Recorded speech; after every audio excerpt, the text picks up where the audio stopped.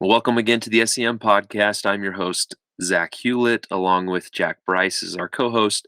We have a special episode for you today where we're talking with both Chris Harlow and Alberto Marcone. So, Yes. how are you guys? Good, really good. Yeah. Now, remind us, Chris, you go first. Where are you joining us from tonight? So I am in West Yorkshire, just outside of Leeds, in England. Okay, nice. Beautiful place. Is that where you grew up too, right? So yeah, I grew up in Leeds, probably about 6 miles away from where I live now. So not Okay. far, but in a different state, which is quite unusual for England to be so close to a state boundary. Yeah, for sure. And Alberto, where are you calling from tonight? I'm in Pescara. It's just the area where I grew up in, pretty much, like 20 miles south. But it's like 200 miles from Rome on the east side of Italy, let's say. 200 miles from Rome, east of Yeah. Italy. Okay, cool. Well, good. Well, we're so excited to have you both on here. For those listening, I have a unique experience with both Chris and Alberto because the three of us served together in Aberdeen when Alberto was new and I was old, and Chris was just Chris. So we we have a special bond, and we'll certainly get to some of those fun memories. But let's just start out, Chris. So talk about your time and preparation and just getting ready to go on a mission and your choices there, and we'll go from there. Sure. So I grew up in the church. My parents and my two oldest siblings joined the church about 5 years before I was born, and I had a sister that was 2 years older than me. She grew up in church as well. My dad had gone less active well, about a year after they got baptized. So I grew up with my dad being less active. He still supported everything at home, came to all of the primary presentations, things like that. But yeah, I think things were a little bit different. My older brother, although he was 11ish when they joined, he didn't serve a mission, but always encouraged me. I guess from a different perspective because he felt like he'd missed out, and there was a bit of the push, Yeah. because he didn't want me to miss out on that opportunity. So yeah, I'd always had it in my mind that I would serve a mission. I was a bit nervous. There weren't many people in the ward, um, I guess, of my age, so not many peers in my ward, but there were quite a few in the stake, that were all getting ready to serve around the same time. Probably around just before I turned 18. I don't know if it was an area thing or a mission president thing. He wanted missionaries to live with members, and me being the only sibling left at home at that point, my parents volunteered to house the missionaries in our ward. So I lived with the missionaries for a bit. Yeah, so for probably a good year, I got a bit of an insight into the missionary routine, and I think it was all part of the plan. So yeah, then yeah, was it a year before? Yeah, I'm going with that anyway. Um, yeah, so I got my papers in maybe a bit later than normal. I took a bit of time making my mind up what I was doing. I was just working in a call center at the time, and I'd actually applied to start university instead, of going on a mission at that time, uh, which I then backed out of as well because I decided no, mission is the priority. Yeah. But yeah, I was working in a call center. I filled out my papers, got them sent off, and really here, I guess a different experience to what you have over there. You've got no idea when that envelope is going to come through. It could be months. It could be any day of the week. Just no idea at all.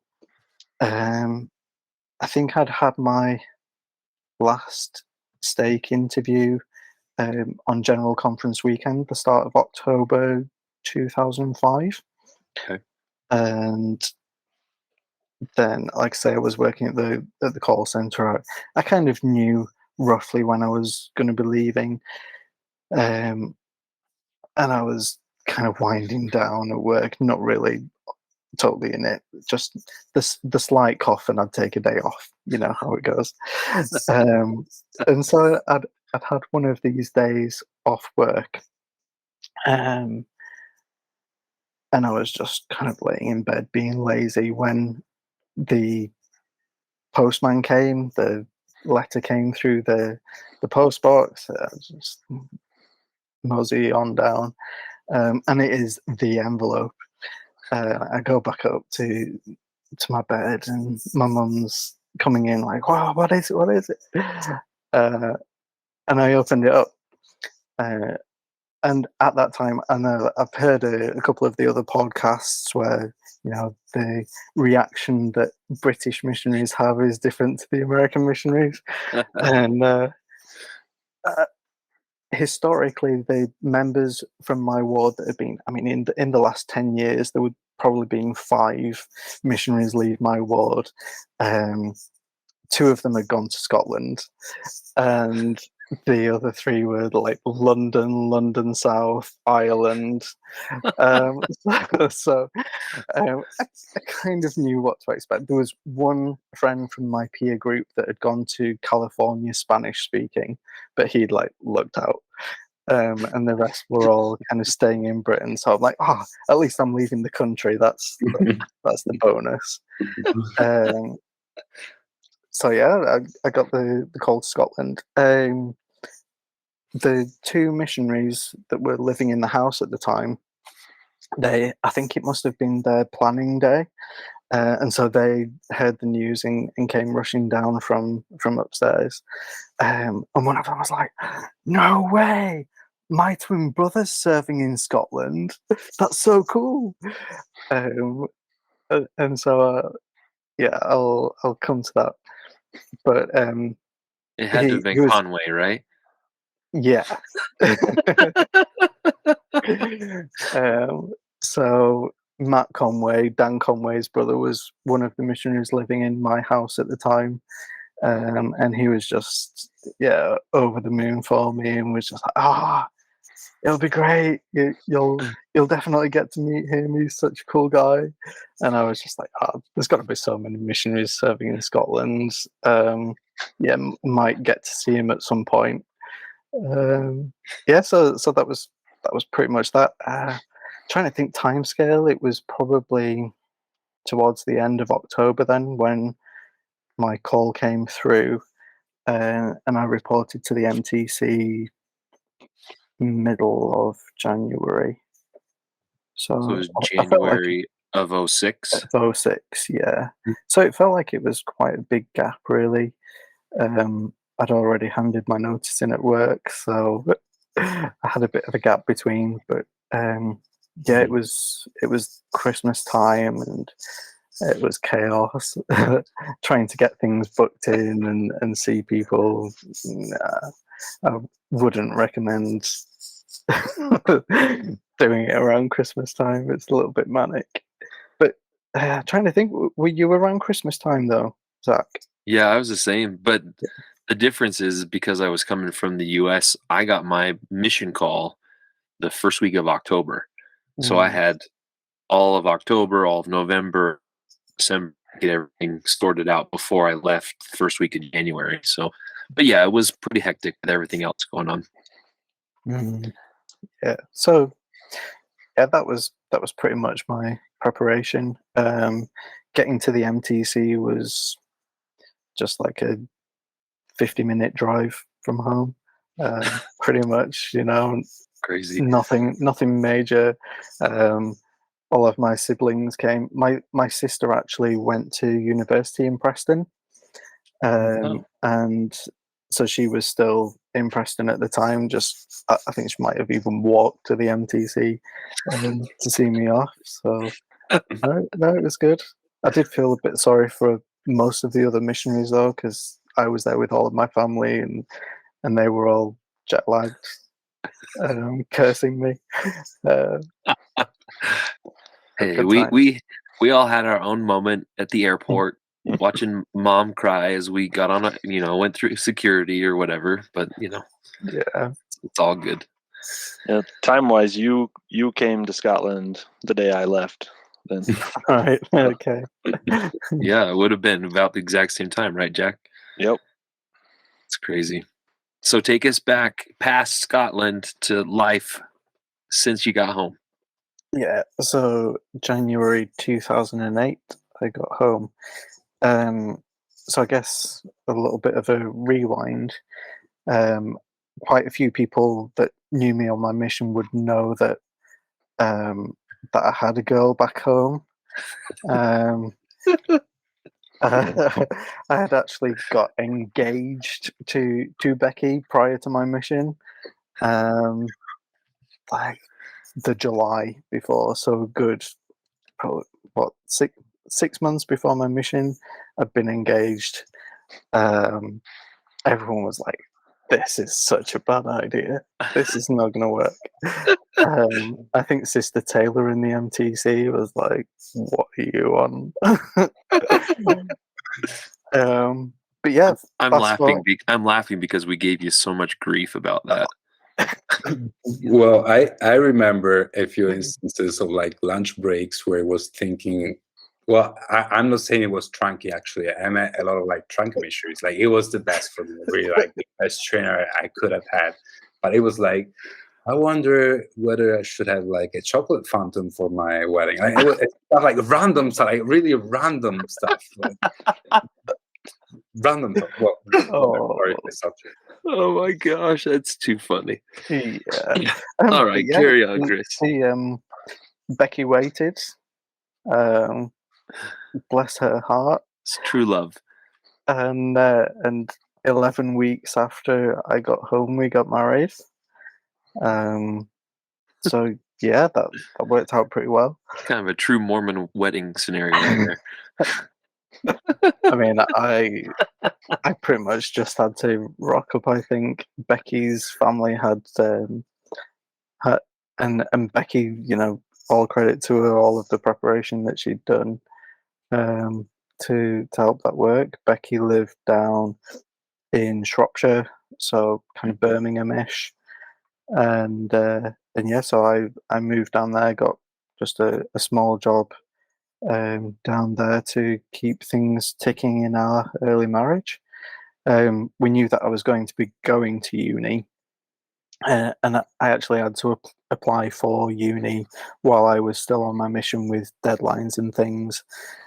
So I'd got home in the January, but as others have said, with the UK system, we only have intakes in September, so I wasn't straight into school. I had a nice gap. And I'd applied for Leeds, Manchester, and Edinburgh to do events management, and the Edinburgh one was events and festival management. So I was like, doing the fringe and doing the tattoo, that would have been great.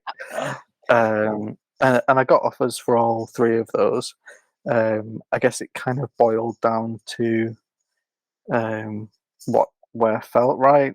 I knew I was kind of torn because I didn't want to go back home to Leeds. As nice as Leeds is, I just didn't want to go back to where I'd been before, start a whole new life after mission. But Leeds was the centre for events management, and so it had all of the top lecturers there. So I did end up back in Leeds and talking to Becky, like, okay, we're going back to Leeds, but there's plenty of wards in Leeds. There's all of the student wards and everything. And sure enough, we ended up back in the ward where I grew up, which was kind of against the plan. Ended up being there for, hang on, 10 years. We were back in my home ward My for. gosh. Um, Wow. Yeah, so left there 4 years ago, and moved just the other side of the state boundary. So still not far away, but in a totally different state. Yeah, so we're here. I did events management for university, and then for a few years after, and then I went to working in schools. Which was a little bit of a change, but now I'm a school business manager. Kind of oversee everything that's not teaching into primary schools here. So yeah, all of the HR, finance, admin, projects and premises, all of that fun stuff. So that's really good. That's awesome. And we have our little boy Ruben, who just turned 2. So yeah, we're a nice little family.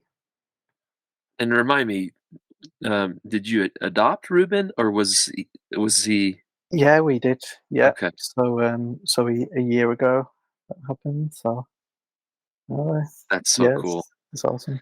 That's amazing. Well, good. I'd love to hear that things are going well and everything. It sounds like you're suited for the primary school Yeah. HR stuff. That's very much you. Yeah, I did work in secondary schools for how long? 5 years. But it's good to be in a school where the kids are actually shorter than me. So that's good. I feel like we need to put into context for people that don't know. I'm like 5'6", 5'7" if I'm pushing it. Well, we'll get into it later. All right. I've got another post-mission story that I realised I forgot to mention. So back in 2012, back then you're in contact with quite a few people from your mission on Facebook. Some would just be on there on your friends list, and some would contact you a bit more. And I got a message. It seemed like it was kind of out of the blue from Jason Canucci. Yeah.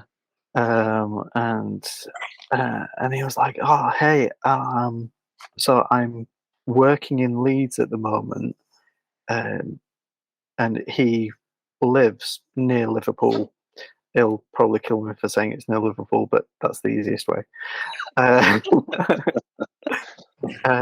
He was living there, married, but working in Leeds Monday to Friday, and he'd been renting a room at some other guy's house, but things were shifting around there, and so he was needing somewhere to stay. He's like, "Oh, can you put out some feelers to see who's got somewhere that I can stay during the week?" And so I put some feelers out on Facebook, like you do, and someone in the world was like, "Oh, what about you and Becky? You've got a spare room." It's like, oh, I guess I hadn't really thought about me having space. So yeah, cut a long story short, Jason Canucci ended up living with us Monday to Friday for about 9 months, which was really good fun. He's a really good cook. No, he's a great chef. Lots of Japanese-ish food going on, lots of mushrooms. Yeah, so that was great fun to have him in the house. Yeah, Monday to Friday. That's amazing. It was like a part-time mission companion. Oh, that's cool. Are you still in touch with Jason? Yeah, still in touch now and then. Yeah, good. We want to get him on the podcast. His name's been mentioned a few times. Great. I'll, We'll get this one published. You can send it to him. Jason, come on the podcast. We want to talk to you. All right, you can start the MTC if you like, but take us back through Scotland and your experience, companions, things like that. Sure. I guess MTC briefly. I guess it was a fairly small group, about 20 of us, 2 sisters, rest of us elders, mix of going to Scotland, Ireland, and Leeds and Manchester. Mm-hmm. And of course, me being from Leeds, all of those Leeds are like, you're going to where I'm from, this is going to be so cool. And my MTC companion, Elder Craner, he was one that was going to Leeds. Okay. And so I spoke to him quite a bit. And yeah, then a week into the MTC, the mission president, the MTC president called us all in.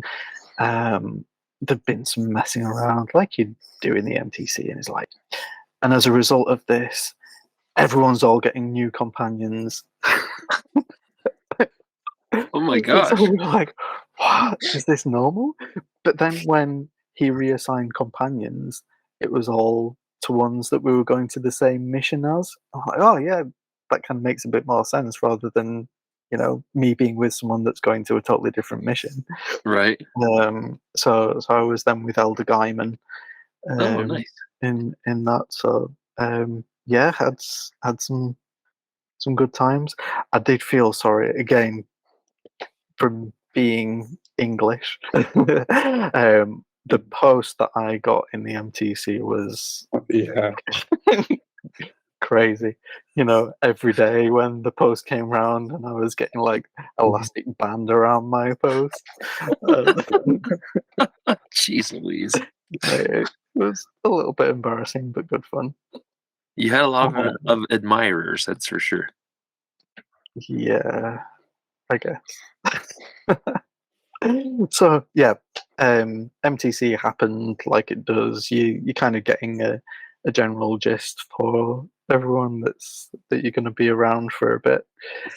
And yeah, got the train up. I was with, I think there was only myself and Dan Maddock, that were the English ones in our group, Right.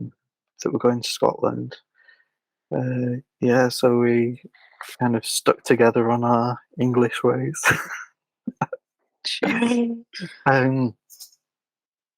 What was I? Yeah, so we got up there. No, amazing time. Just getting the train up. And it was funny. If you've ever got the train, you will have all got the train from Preston to Edinburgh, and you're going through the wonderful like English countryside. And we were passing through, I guess, the Lake District. And for us, those are pretty big hills. And I remember some of the American missionaries being like, "You call those hills? You've not been to America." I was like, "Oh, is this how it's going to be?" Jeez Louise. But no, it was good. It was good. So yeah, got up, got greeted at the train station, did the whole guest house, Pratt's Hill, all of that fun. But skip back to when we were in the MTC. We had Chris Pattenden as like the main MTC teacher, right? Right. And so he was still in touch with the APs. And so he was getting the insight there on like who was down to be trainers, and so he was like getting the list out, and it was almost like the MTC teachers were hedging bets as to who was going to be training who. It was funny. So and at that point, Dan Conway was mentioned. And I was like, hang on, Conway? I know that name. And so I kind of had it in my head. Yeah, so you're going through all of the fresh kind of new entry, I don't know, process with the guest stars. I can't remember if we even met the trainers on the night before or if it was on the morning. I can't remember exactly how that went. I think it was the morning because we Yeah. Did I remember breakfast. like going out chapping and doing Pratt's Hill and all that with the APs and maybe some of the Edinburgh local missionaries, right? But then we'd meet the trainers and everything the next day. I remember. Yeah. So of course, me and Conway hit it off. As we were having that conversation, I guess his brother Matt had told him that I was coming, and there was all of that excitement. And yeah, sure enough, when we got paired together, it was me and Dan Conway, which was crazy. I'm like 6 months ago, or however many months ago, I was talking about going on a mission, and his brother had lived in my house for a good 3 months or more. Yeah, it was crazy. Small world. Yeah. So first area, I guess we better rattle some of these off, haven't we? Greenock. Greenock was my first area with Dan Conway. Now, must have arrived in the area on the Wednesday, I think, and the Saturday was going to be the ward burns supper activity. So I was like, this is how we kick off a Scottish mission, right? But I'm better now. But before my mission, really fussy eater. Like seriously, I'd have a heart attack thinking about even trying any new food. And I'm like, haggis is gonna be like straight there. It's not even gonna be like I've got some time to build up to it, and it's gonna be a ward activity as well. If I heave, it's gonna be like terrible. Um, but it was pretty good. It was good. Did it get better? Yeah. But it was everything I guess a Scottish welcome could have been. They had pipes playing. They had the haggis dinner, the neeps and tatties, and uh, members playing proclaimers as we came through the door. It couldn't have got any more Scottish, really. I mean, you could have dyed my hair orange, and it wouldn't have been as Scottish as that. Like, seriously. Oh my gosh! But there were so many members as well. It was a really good night. I'm like really hyped up for going to church the following day. I'm like, this is really great ward. Got to church the next day, and there were 19 people there, and I'm like, where's everyone from last night? What happened? It turned out that there were family members from neighbouring wards that had been brought in to kind of boost up the activity. So yeah, like 19 members of the ward, and five or six of those would have been Bishop Ray and his family. Yeah, you had Bishop Ray. His wife was the Relief Society president. His oldest daughter was the primary president. And his two sons, I think it was two sons, were in Young Men's, and I think even maybe the oldest one was also a counsellor in Young Men's as well. Just to boost things up. They had CDs for the music at church, and the CDs were so old, sometimes you didn't know if it was going to be all 4 verses or if the CD was just going to jump to the next hymn. It was crazy times. It was so fun. Welcome to Scotland. Yeah. And so I was kind of left scratching my head a little bit, like, how do we get going with this?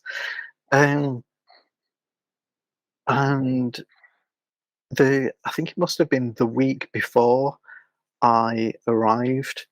There'd been a baptism of Catherine, and Catherine, I think, was the first convert baptism in decades in that ward, and she was a lot of fun.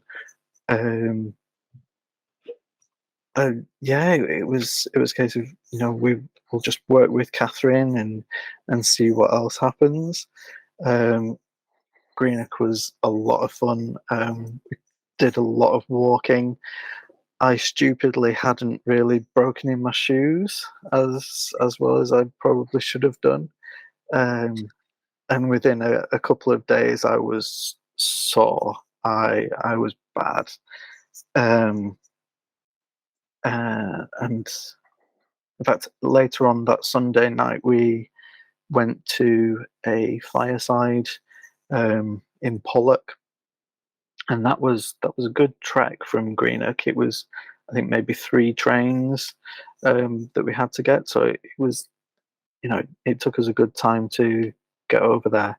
And we'd had permission to stay over because there was no chance of us getting back after the fireside all the way back over. And I took my shoes off. I think I'd even worn ankle boots because it was pretty cold up there, January. And my ankle was just swelled up like a balloon. I had blisters that had burst. I was just thinking, well, what am I going to do? We're in a walking area. Public transport isn't even that great. Hills were massive. Just what am I going to do? But yeah, kept on plowing through. Elder Conway gave me a blessing, and it was a case of me pleading to President in my letters, come get a car or something. No reply. But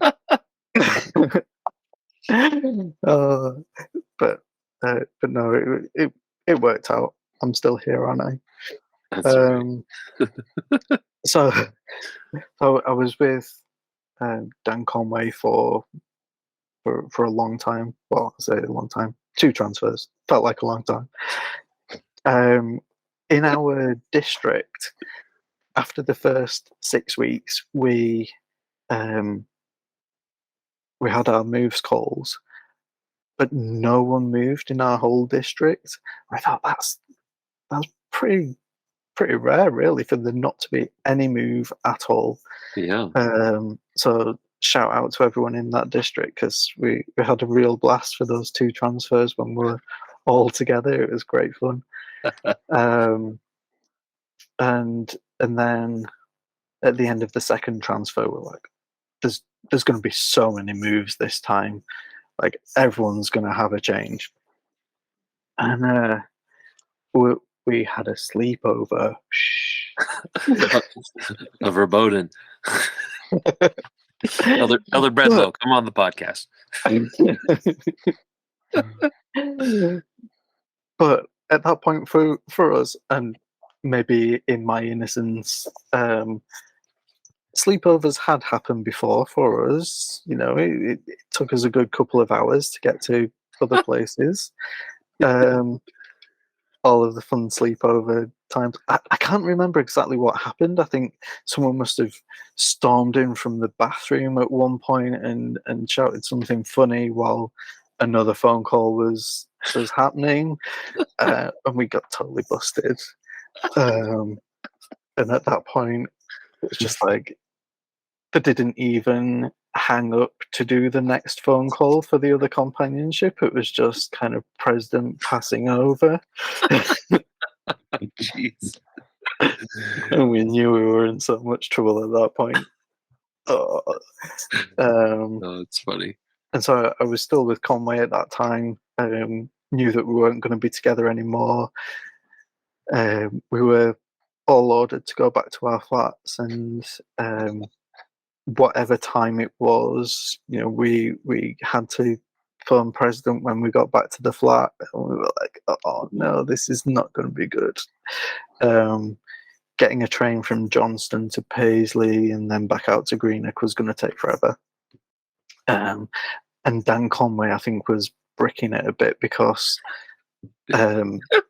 President had said to him at this point, it said that he was going to Dundee to be district leader. Like, but now I'm having second thoughts about being district leader. And so I hope I've got that right anyway, Dan.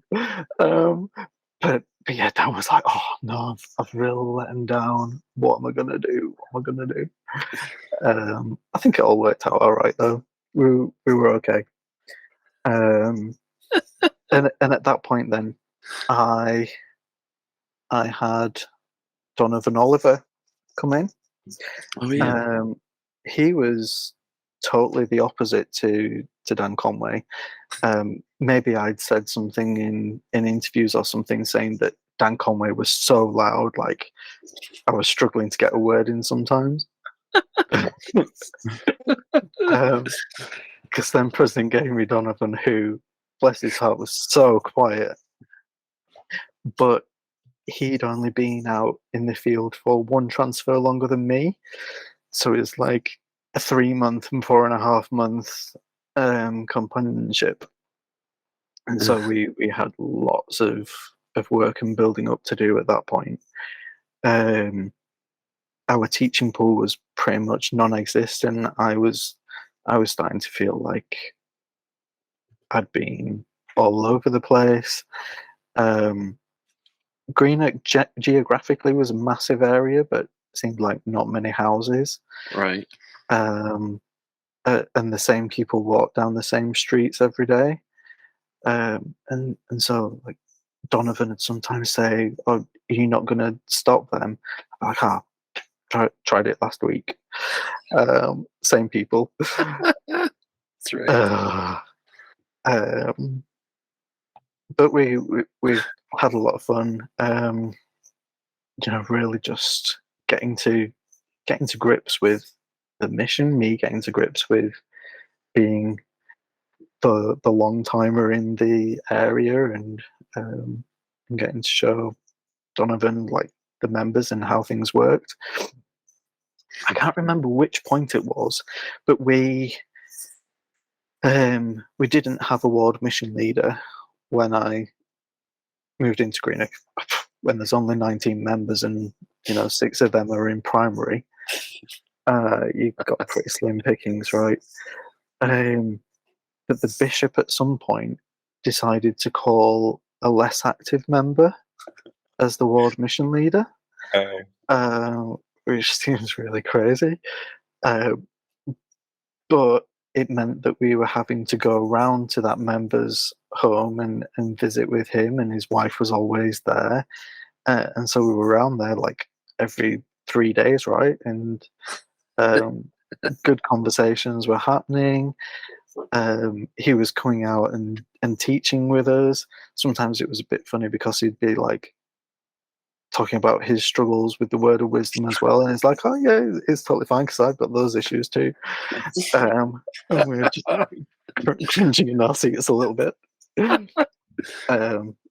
But looking back, it was really good. I think it was Christian Lucas that had said about the whole getting the map out. Yeah. And that was something that Dan Conway had done with me, and that I guess I just figured it was normal. You had your maps with highlighter pens, and you just kind of went through old school. And I don't think it was with Conway. I think it was with once Donovan had come, and we were doing the praying with the map. And there was this street that stuck out, and we decided we were going to go there at some point during that day. When we got to that street, it turned out half of the houses had been bulldozed, Oh no. and then like the other half of the houses had been boarded up. I was just like, why have we come to this street? But then turned around, and there were these houses up on the hill, and I want to even say that that street might not have been on the map because the map was a bit old, and where the bulldozed previously, these other houses had been built. So we went up to those streets, and yeah, get rid of most of the details. But the last house on that street was Linda Kane, who at the time was steaming drunk. She had a friend over who was hollering abuse at us all the time. But we had a nice-ish conversation, a good level first conversation with her. But like I say, she was steaming drunk. It was, yeah, we've all been there. That's right. It was one of those conversations where we're like, we'll leave that a couple of weeks until we're a little bit, more desperate. But when we then went back, I guess a couple of weeks later, Linda was there. She was perfectly eloquent. She was like, "Where have you guys been?" And it turned out she'd been sober. She'd really like taken on board what we'd said. In her personal life, she was she had been struggling, and she wanted to see her grandkids more, but knew that she needed to get things in order. And yeah, we one of her neighbours would come over for lessons, and our less active ward mission leader would come up and teach with her. We helped decorate her house and scrub all of the thick tar off the ceiling. Wow.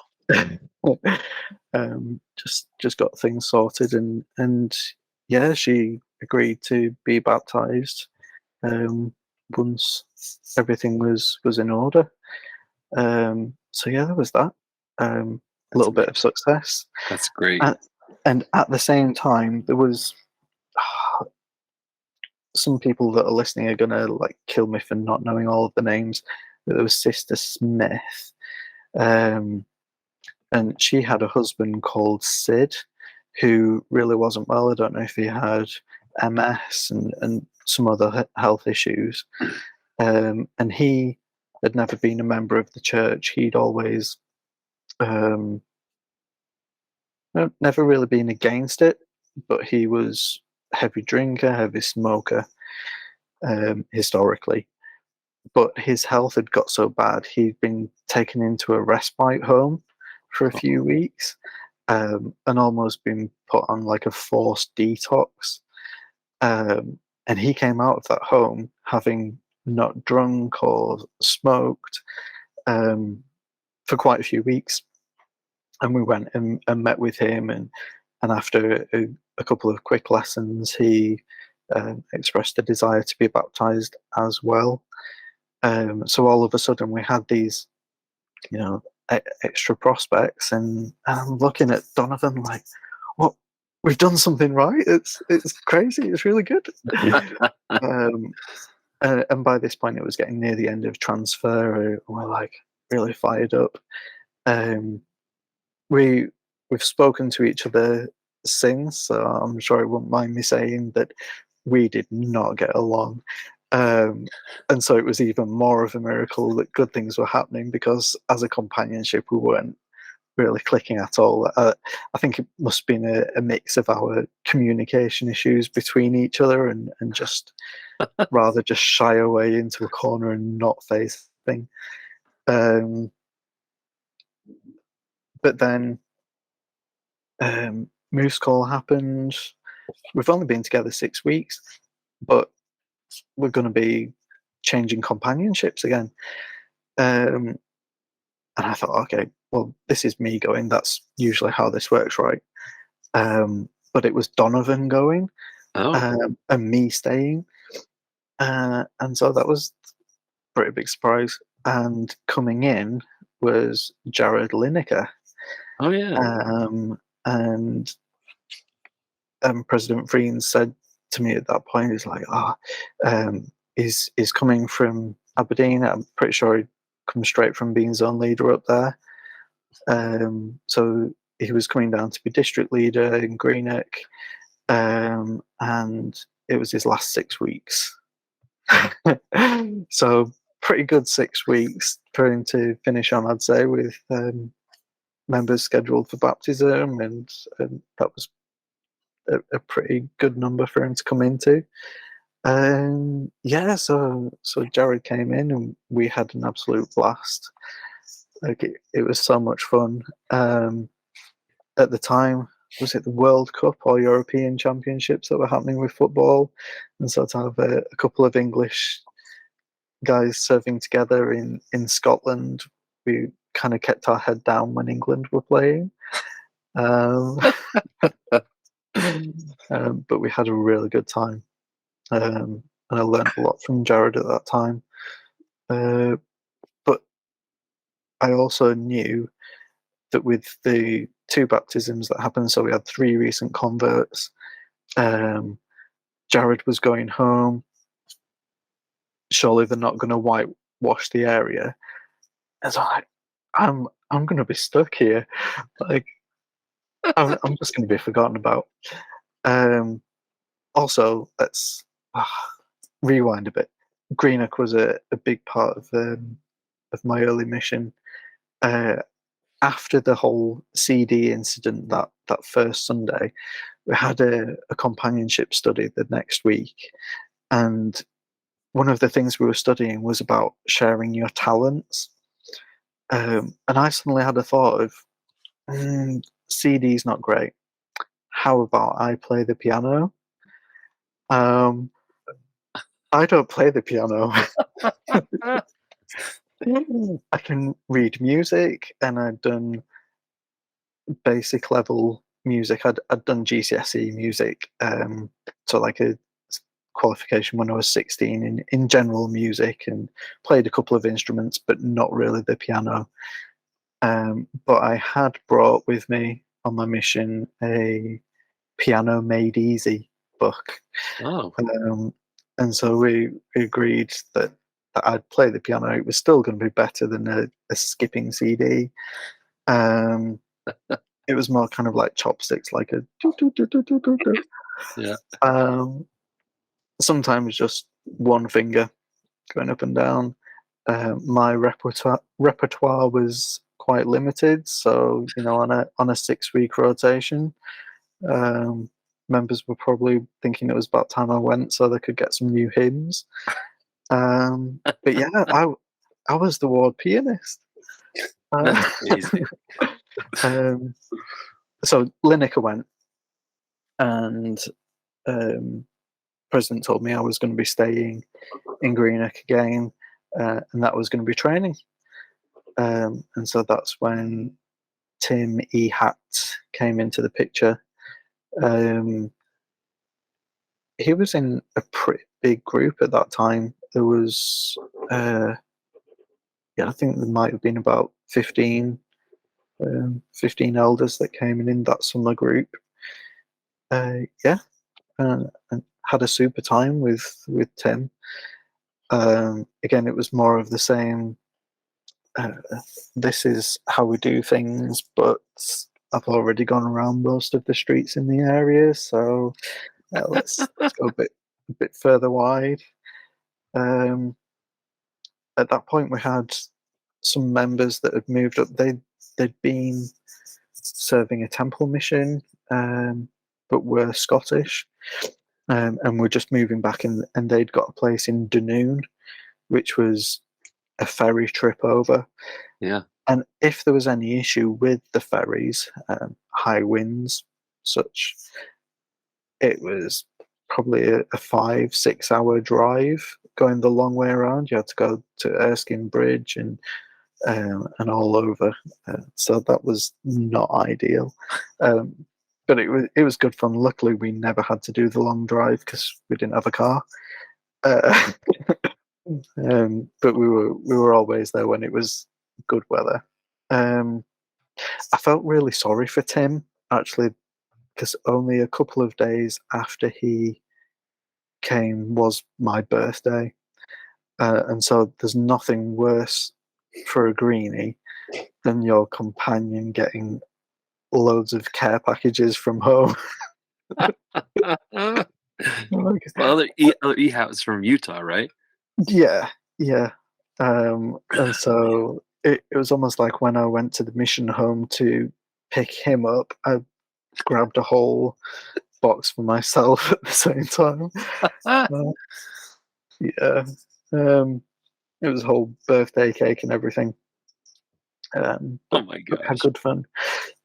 Something else about Greenock. It was a 2-bed flat, and the 2 of these bedrooms had a decent. I guess it was a double bed, maybe even bigger than double bed in one of the rooms.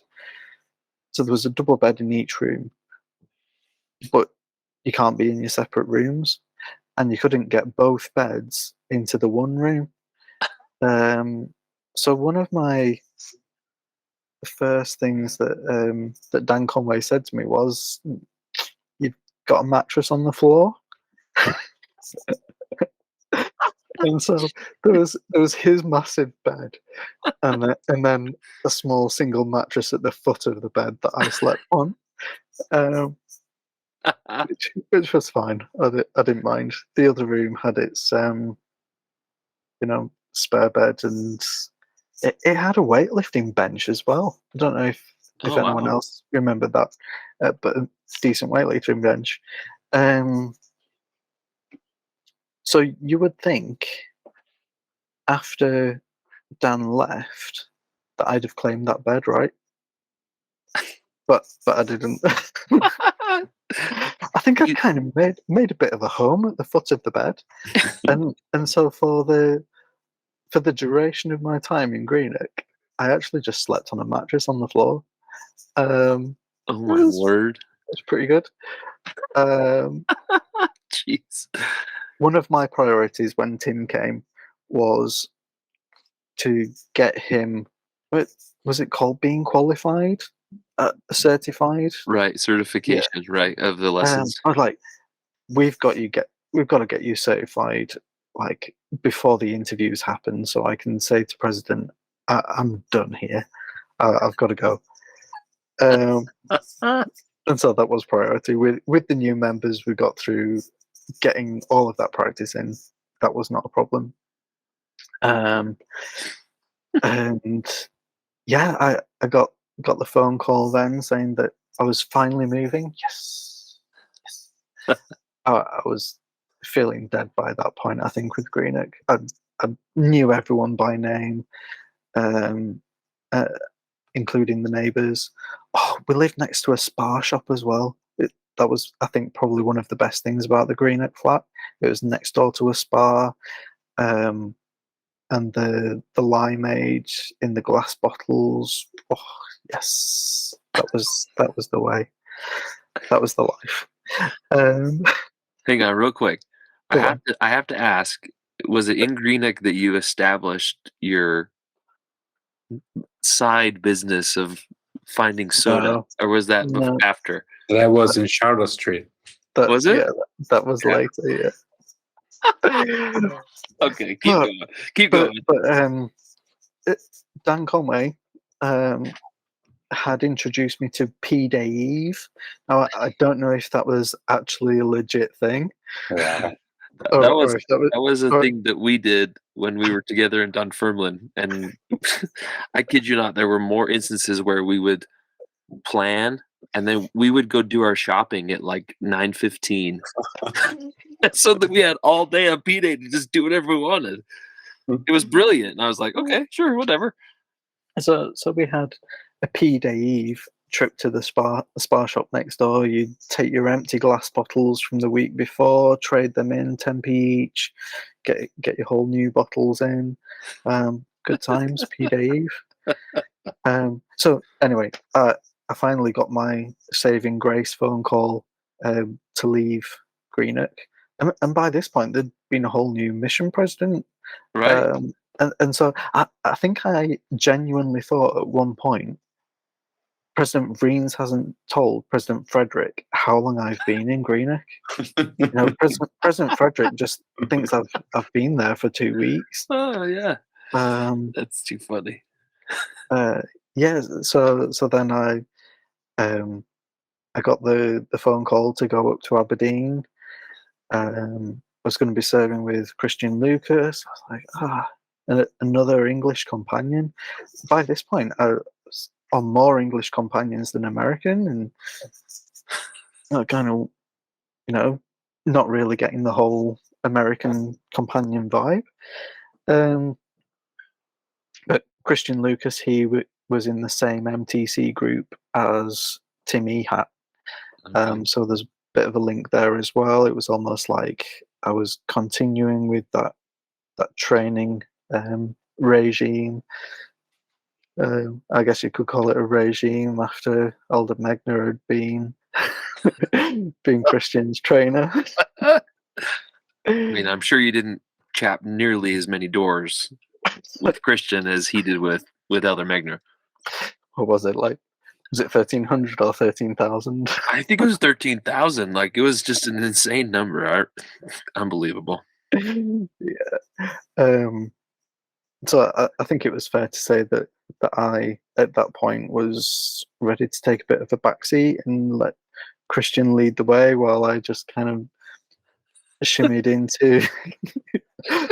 Well, Aberdeen is a massive city as well. So compared to Greenock, where you've got 10 people passing you, and 5 of those are walking backwards. Going to Aberdeen, where you're just surrounded by people, I think I was a bit overwhelmed. Right. But it was good. We had our city centre flat, our penthouse. No, not at all. It was like it was such a dive. Was it Thistle Road where I got there after? Uh-huh. I think you're right, yeah. I got it. And yeah, it was it, would you call it a duplex, I guess? Yeah. On the 2 levels, and it even had a garbage chute. That's right. You remember that? And so you didn't even have to go down to the bin. You were just straight from the living room, shove it down. Jeez. Yeah, such a dive. Shall we get onto that story? Yes, please. That's the next part I was going to ask you. Yeah, I want to hear your side of. I listened to Christian's, but he didn't mention it, did he?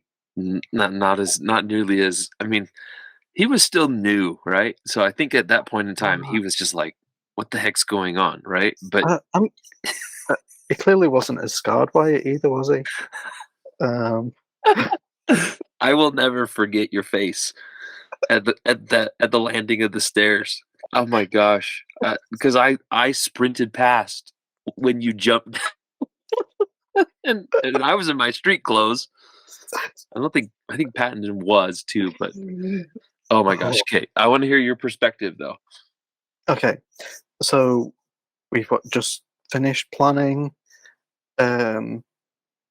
It's 9:30. It's definitely dark. It's pitch black outside. Just we're getting to. Would it be late September? Right. Yep. Maybe. And all of a sudden, I hear some kind of rattling, and I'm like looking around. We're in high-rise flats, so it could have come from anywhere, right?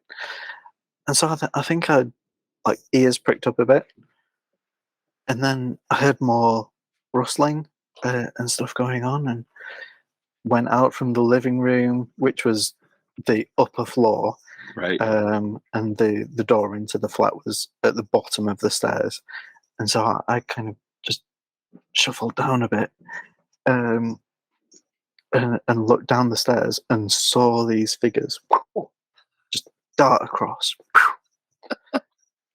It was just a blur. It was just like shadowy figures. I thought Satan and his army have come to get us.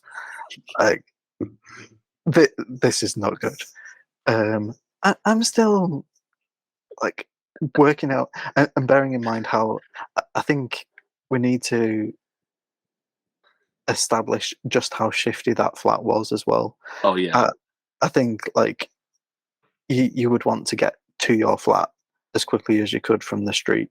You didn't want anyone to know you were living in that flat. And I guess I thought that someone had followed us and just kind of delayed things a bit. And my little boy's asleep, so I can't go as loud as I want with this. But it was like,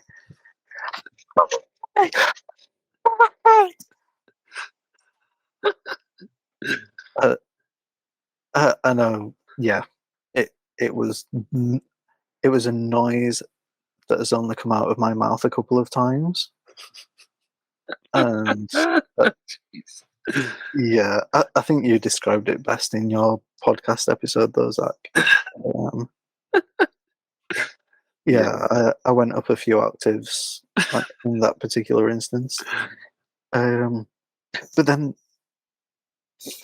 now, what was my justification for what I did next? Was it that I was thinking, I know British police, they're not going to get here that quickly? I think I'm going to go with that. I'm going to go with zone leaders are only like 5 minutes away, if that. Right. Police are probably going to take 15 if I'm lucky. I'm calling the zone leaders. Plus, maybe you were on speed dial, so it was actually quicker to find you. Right. And so just straight away, I'm like, zone leaders. And then I heard the ringtone from downstairs. But I don't think it even computed straight away that the ringtone was coming from downstairs, because I was just hearing the phone ring in my ear. And was it you or Pattenden that answered? Pattenden. He had the phone, and I was so mad at him that he had not put it on silent. Did he answer the phone? And I was like, "There's someone in our flat." And so I hadn't even realised at that point that it was you guys. Oh my gosh! Well, and I think it was Christian at that point that was like, "Hang on," like he could hear it because you're so caught up in being on the phone that he could hear it down the stairs. He must have nudged me and been like, hey, dummy, they're downstairs." I was the most relieved I'd ever been. Like, I probably had to change my underwear after that. Oh my gosh. We had way too much fun. Just, those little things that we could do to make your brain go off a little bit. It was too fun. Oh man. Yeah, so we had a real blast. I mean, it's already been talked about with the whole Johnny lingo and the good times that we had in Aberdeen with that activity. I think that activity as a whole was so awesome. The board did an amazing job because each auxiliary had to do their own film, which would have meant like auxiliary activities were having to happen in months beforehand in preparation. Mm-hmm. Which family was it where they all worked in the cinema, so they'd got all of the props from the cinema? Oh, I'm trying to remember. They may not have been in my area. But they... was it the Wabies?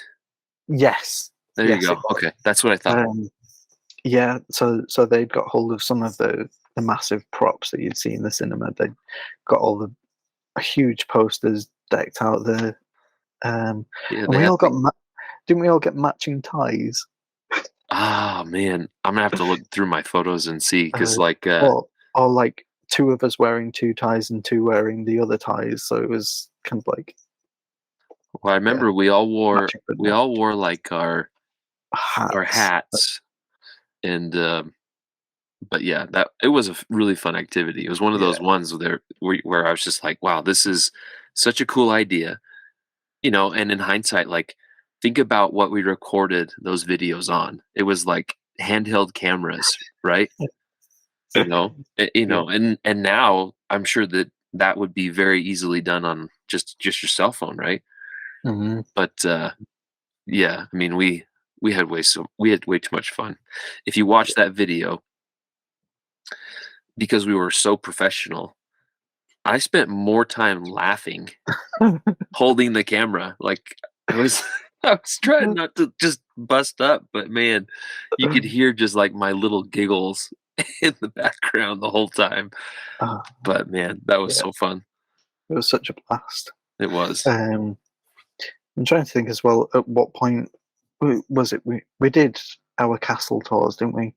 Right. We did the was it Catch the Flag that we did? Oh yeah, we did that a few times. I'm sure one time we're together.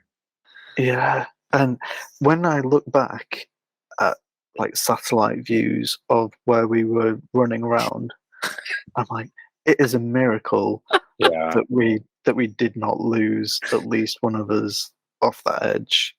Who was it that like stood up on a plinth and went for a pee off the plinth? Oh my gosh! With like a couple of 100-foot drop. I don't remember off the top of my head, but I remember like who were we talking to? Someone had gotten up on like one of the archways, and then he was like, "I have no idea if I'm going to be able to get down." Was it Coford? No, no. Was it Coford? I don't think it was Coford. It was somebody else. Chambers? No, I couldn't see Elder Chambers doing that. Bless his heart. Yeah, I think I got a picture of him. Someone like standing in the arch, but I don't remember who it was. Maybe Elder Ray. That's good fun. It could have been Elder Ray. We haven't talked to him yet, though. I'm trying to think who else it could be. I'm looking at my pictures now. See if I can find it. But was it Elder Ford? It could have been Ford. Yeah, one of them. Sounds like a Ford thing. Right. I mean, very much so. So good. Such a cool guy. Yeah. Yeah. Oh my gosh! I found the picture. Awesome. Yes. Living our best lives. That's too good. Oh man, that was a lot of fun. I guess me, Pattenden, and Lucas were all similar in height, right? And then you're just. Oh my gosh! Yeah, I was just the biggin, that kind of protected the little Englishmen that were around me.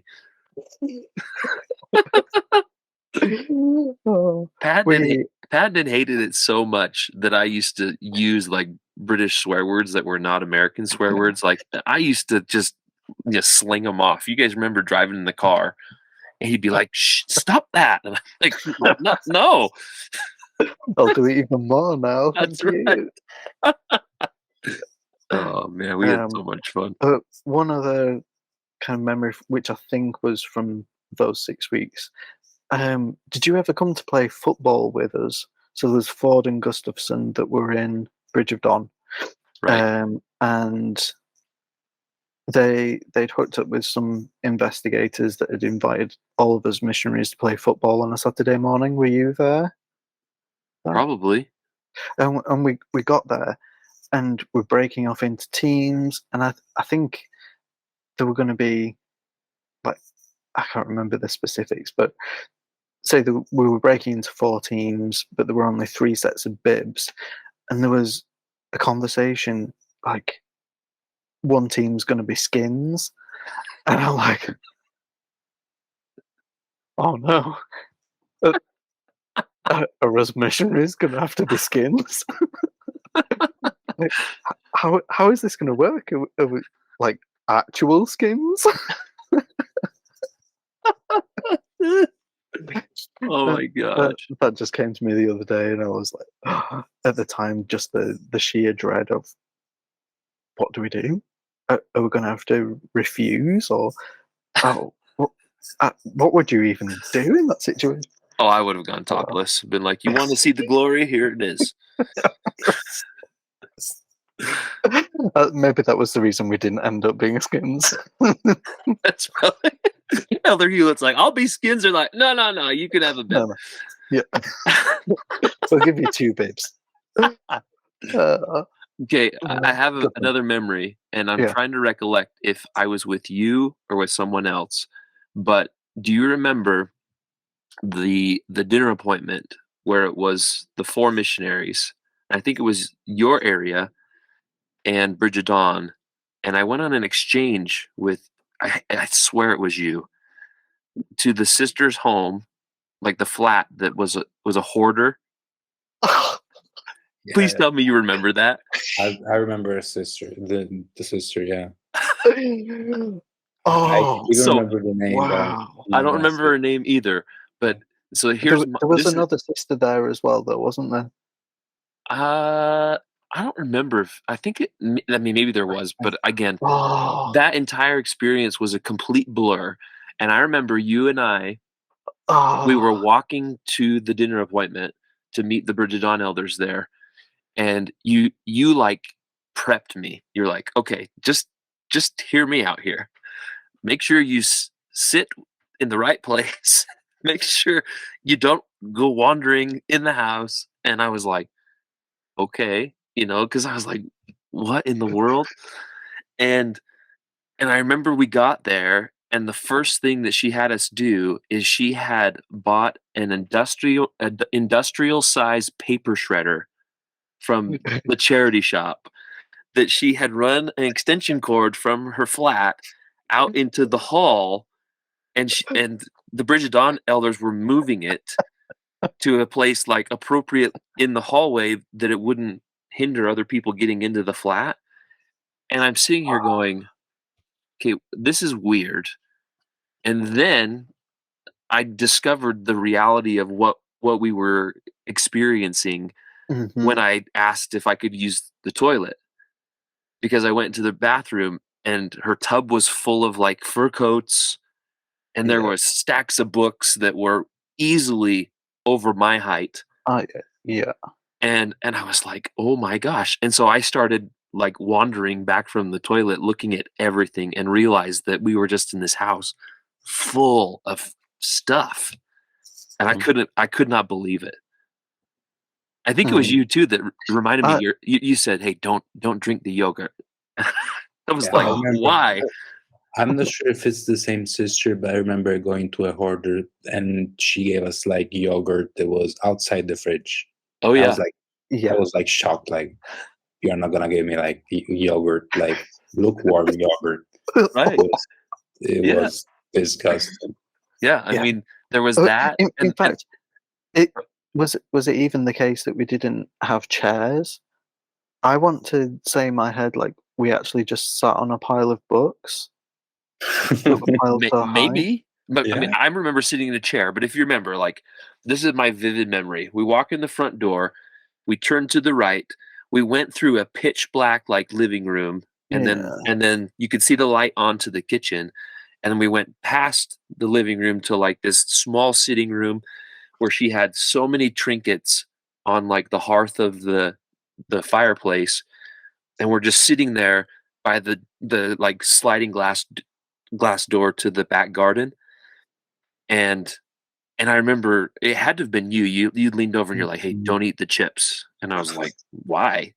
Because she had used her oil so many times that there were flecks of nastiness that were on the chips. And I was like, oh my gosh. And then I remember in my wandering, I peeked into the kitchen, and it was like countertop to ceiling of like boxes of stuff. And I just could not believe that it had to have been a true miracle that missionaries had not died of some sort of foodborne illness from going to that house for dinners. Yeah. Oh man. Yeah, that was so bad. I had to bring that up, man. That was something else. I want to say that you even said to us on the way out, like, look in that room as we go out. Just have a look. Have a look. I did, because in one room it was floor to ceiling of computer monitors, like stacked on top of each other in front of the window, and I was like, "This is just crazy! Like, where does she sleep?" You know, not good. Not good. it's so crazy. Oh, anyway, I digress. Yeah, no. I totally forgotten about that. That is crazy. For good reason, I'm sure. Yeah. So at what point did we move flats? Did that happen? With me. That was with Like with Alberto. I think 1 week after I got there. Yeah. So let's go around. So me and Elder Lucas were hitting it off. We were having an amazing time. We had so much fun. There was Tanda who'd got baptized. I want to say that there was probably an uneven split of the members between the zone leader area and our area. It seemed like we had maybe 3 families, which is why we gate crashed most of your DAs, to be fair. Well, but if you think about it, so I remember your area covered city center, and then like some of the more outlying areas, right? Yeah, but accessible by buses. Right, exactly. And you were way out.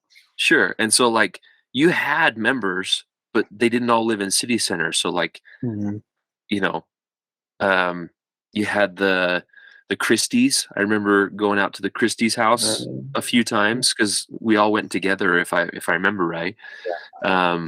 We had Thanksgiving dinner at the Reedies. And I think we had Christmas dinner at the Reedies too, right? Yeah. And then I mean, I don't remember many others. I think you had and you had the Snyders and the Olsons as well. Right. And I'm trying to think, you also had what's the single mom's family with all the daughters? One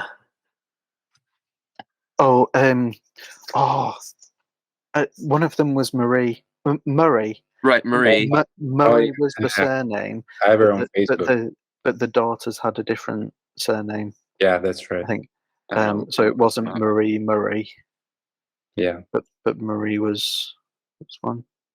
My gosh. Marie and Leah. Angela was the oldest sister. Oh yeah. Goodness gracious. It was Anne Murray. It was Anne Murray. Was it? Yeah, I'm pretty sure. Yeah, but he's talking about another family. Yeah, where they lost their dad, I think, and there was like Angela was the oldest, and then they had like other sisters. I'm trying to remember her name. Answers on a postcard, guys. Let us know. It wasn't Angela Waby, right? The Wabies were in your area too, if I remember. Maybe they weren't. Oh my gosh.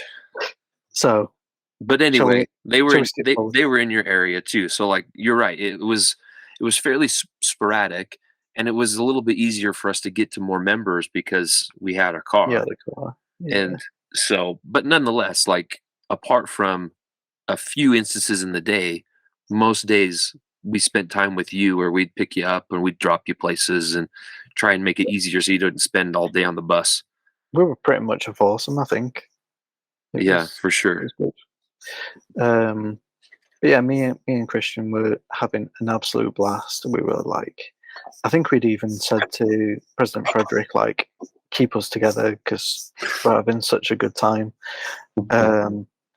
But President Fredrick had a different idea. And I don't think Christian really touched on this, but it was because they were doing the whole Christmas musical thing, wasn't it? Yeah, that's right. Because that's why Pattenden moved all the musicals in. So Pattenden went, Christian went, and him throwing up the night before. I know he mentioned that as well. We did have some out of date milk, I think, in the flat that was festering a bit. But like, Oh, jeez. his tummy might have been going before, but as soon as he heard Glasgow, he was gone. Yeah, don't even bother trying to talk to him for the rest of the night because he was just, yeah. You don't throw up that much normally. That was something else. Oh man, We got you guys over to give him a blessing as well, didn't we? I think you're right. I remember that. Yeah. So we got that call. Christian was going, and I was training again. I was like 2 for 2 on areas and training. I was on a roll. Went to the mission home. There were only, was it 4 of you in your group, Alberto? Yeah, 4, yeah. Yeah. And You 2 sisters. Yeah, 4 elders and 2 sisters. You and 3 British missionaries. Yeah, exactly. And I was the only Englishman that was going to be trained. Get one. Yeah, that's right. Who's not British. But yeah, that's where Alberto came into it. Yeah. Round of applause. I dare say the first couple of hours were pretty quiet. Yeah. Oh man, that was well. At that point, I don't know how much English you knew, right? This is all new to you. So like for me, it was just like it was brutal for me. I mean, I thought that I spoke English because I was in computer science, so like I had a lot of like terms and vocabulary so I felt like comfortable in speaking English like back home.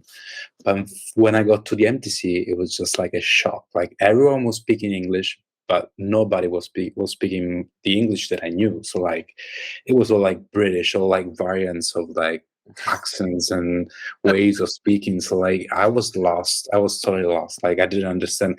Plus like I wasn't confident anymore. So even if I understood something, I double guessed myself. And so like I was just like I was just second guessing myself. I was like, did I get it right? Did I get it wrong? So sometimes I thought that I understood what people meant and then I didn't. And so like it was challenging. But the thing that I really was happy about serving with Chris was that I understood him. So like I was just like his accent was very easy for me to pick up. And so after a few days, it was just like being with someone that I knew and I could understand them.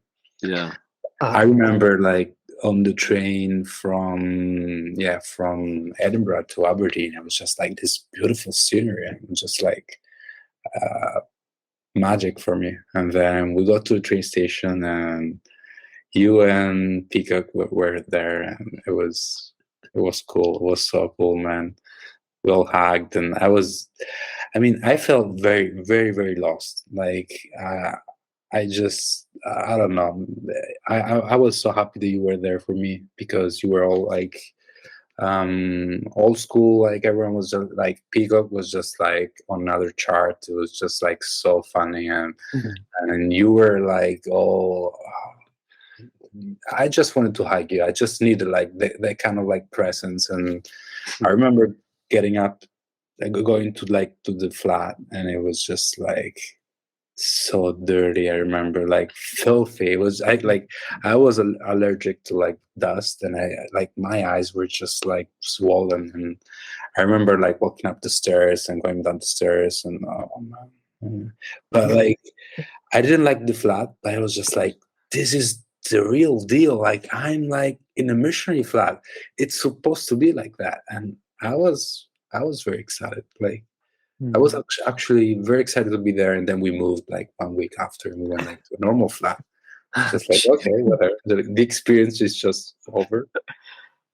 Well, I've reflected on it too. So to give you some perspective, I was a greenie in Peterhead with Jack, and I remember going on a exchange with Elder Dracacardus, and he was an English missionary that was our district leader, my first transfer. And so I stayed in that flat one night. And I remember, like, if you remember, there was like aluminum foil on the windows, and like, and I thought it was cold in Peterhead, but I remember sleeping in that flat and wondering, why in the heck how am I still alive? Because again, this was like February of 2005, and it was just so cold. But the funny thing is like that flat was still in the Mission by the time I got back to Aberdeen, and it was honestly a miracle that we opened that cupboard under the stairs and discovered what we discovered, right? Because was it you, Chris, that went under the cupboard for something, or was it you, Alberto, that discovered Sorry, what was there? I think I missed that part. What did you discover under the cupboard? I don't think I. So maybe it was me, because remember, we still had the spare key to your flat, and I didn't realize that there was storage underneath the stairs. So if you remember, the door to the flat was to the left, and if you went a little bit further down to the right, there was another door, but it wasn't an access door to another flat.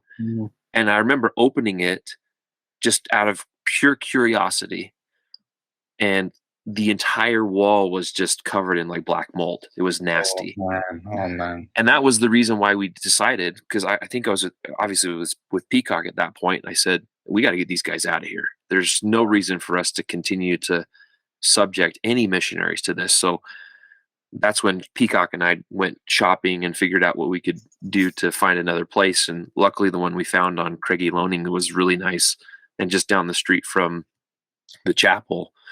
And then you guys were closer to we were living in your area anyway, on Charlotte. So, but that was the reason why.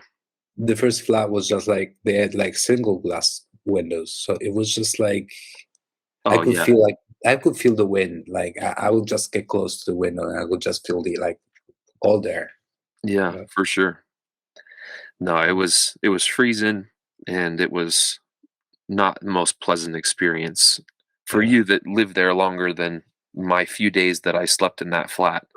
I don't know how you guys did that. So but we got Alberto in Aberdeen, and Chris. We had so much fun. You guys together for 3 months? Yeah, we were. 2 months. Because that was my last three months of my mission. Oh, really? Yeah, it was. I went home after that. Okay. Was it? I remember going out with you, Zack, to, and it must have been when we had dinner at the Payne's house. Yeah. I want to say we might have got out of there pretty late, maybe about 8:30 p.m. We got out, and you're like, "There's still half an hour. Let's knock some doors." And I was thinking, it's December at 8:30.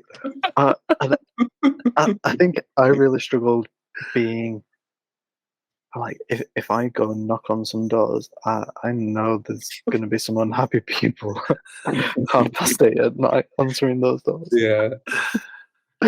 So sometimes I would kind of kick off when people open the door with the whole spiel, like you do, and their response would be, "Oh, we don't want you Americans." And I only gave this response once, I think, and then learnt my lesson. I responded with, "Actually, I'm English." And that in Scotland doesn't actually go down any better than me being American. Oh my gosh. It's too funny. Yeah, not good. But I definitely wasn't a fan of knocking doors on evenings. No, I can't blame you. I just cringed. Yeah, well, honestly, it was probably just me being an overachieving leader and trying to be like, all right, this is what we're supposed to do until 9:00. And so forgive me for my lack of bedside manner in that nature. Actually, I remember staying late somewhere to some members for like New Year's Eve or something like that. New Year's Eve, something like that. Yeah. We were at the Sims house for New Year's Eve. If you Yeah. remember that? That was Yeah. We fell asleep till like 1 o'clock or something. Well, let's not talk about that. we were out jumping on the trampoline and listening to music we probably shouldn't have, but man, we were just like, whatever. It's New Year's Eve. Yeah, exactly. You know what? Like, you are not like robots. You have to have fun somehow. Exactly, 100%. So I guess I was really relieved, would that be the right word, when President Fredrick was around Christmas time wanting us to do more member work and things, and there seemed to be a whole emphasis, and I breathed a sigh of relief because I'm like, Alberto's great, but he definitely needs some practice with his English. Yeah, for sure. I remember this. I remember one night, like I was very frustrated, and so we went back to the flat, and I was just like pointing at things. Like you had to tell me like the words because I couldn't even like move around the place, like knowing all of the terms. So like I pointed the couch, you would say couch, and like I pointed to the glass and stuff like that. It was that bad. Like, but yeah, I'm really glad that we served together because I really had time to like learn. One thing that was quite funny, we went through a period with a lot of members in our area asking us for blessings. Do you remember that? Yeah, I think so. Yeah. And so I can't remember all of them by name, but it's by the by, I suppose. But I'm sure there was one week when we went around to 5 different members to give them blessings. So you probably knew more English giving blessing than you did the lessons. I was like, wow. Oh wow. Oh man. I like for me it was like so hard really to understand. Like I had so many accents around, like English, Scottish, Americans, and that was one of the things with Aberdeen as well. There's such a mix. Of, yeah. I'd say it was probably a third Scottish, third English, third American, Canadian. In fact, like I was so happy when we went around to like to the readies, like so I could understand them, and they were so happy, and yeah. It was fun. This is one of my favorite pictures of us of all time. Oh yeah, man. Yeah. When we went down there for Christmas. Yeah. I felt out of place, like totally. That was like such a I had to ask you, Zack, but do you still remember all the words of like Sandalot, the movie? The Sandlot? Because I remember hating you because we were like watching the movies, like, and so like they put Sandalot, and I was like, yeah, I haven't watched that movie, and you were like talking over like every single word, and I was like, okay, you know the words, but I'm not getting this movie. I need to like listen to the words. I'm so sorry. Yeah. As I reflected on, you know, I grew up, my grandmother's house was a block away, and so I had to tell everybody, you know. Okay. It was stupid. Okay, well, that's a fun memory anyway. We have to before we go anywhere else. We have to talk about the Disney movie night. Yes. Yeah. When Chris Harlow dressed up as Prince Eric, right? Yeah. With Quinn Cofer dressed as Ariel in the boat. Oh man, that was fun. I don't even know where that jacket came from. It definitely wasn't from my wardrobe. Did we charity shop it? Yeah, was it? Like, someone got it. Like, yeah, I remember I had to pay like £20. I was like, I don't have money like that. And like you gave us guys all the jackets. I think we got a charity shop or something like that. It was like a straight jacket with buttons on. Yeah. Oh, it was cool though. I think it was like tweed or something like that. I probably ended up being Eric because I was the only one small enough to squeeze into that thing. Right. Absolutely. Um, The Yeah. best part of that whole video is the fact that Elder Bryce is like your gondolier. Like, I watched it recently and I've never laughed so hard in my life because I was just like, the concept of it all was so cool at the time, but didn't he have, like, it was an absolute, neckerchief yes, going on? he tied one around his neck and oh my gosh. And then Elder Marcone and the rest of the missionaries with their seaweed dance. Yeah. It was so good. And then obviously Peacock and his epic solo of yodeling. Yeah, it was so good. Again, one of the most unique activities that Award had done in my entire mission, because it brought the whole. I think there was actually people from the whole stake that came and participated in those too. Yeah. Of It was course. awesome. Yeah, it was the best. Yeah, trying to think what else happened those 3 months. It was Well, it was the holidays, wasn't it? It was. I remember we were in the best ward for the holidays. I remember playing the piano a lot. Like, I think there were a lot of choirs, and we're always staying after church to like practice. I was going through my my journal before this, and did you guys teach Cliff Watt? No. Was he in the Bridget Dawn ward then? I think because wasn't he engaged to one of the Wabies? Right, exactly. That's exactly who So he was engaged to. I think he lived in Bridge of Dawn. Okay. But yeah.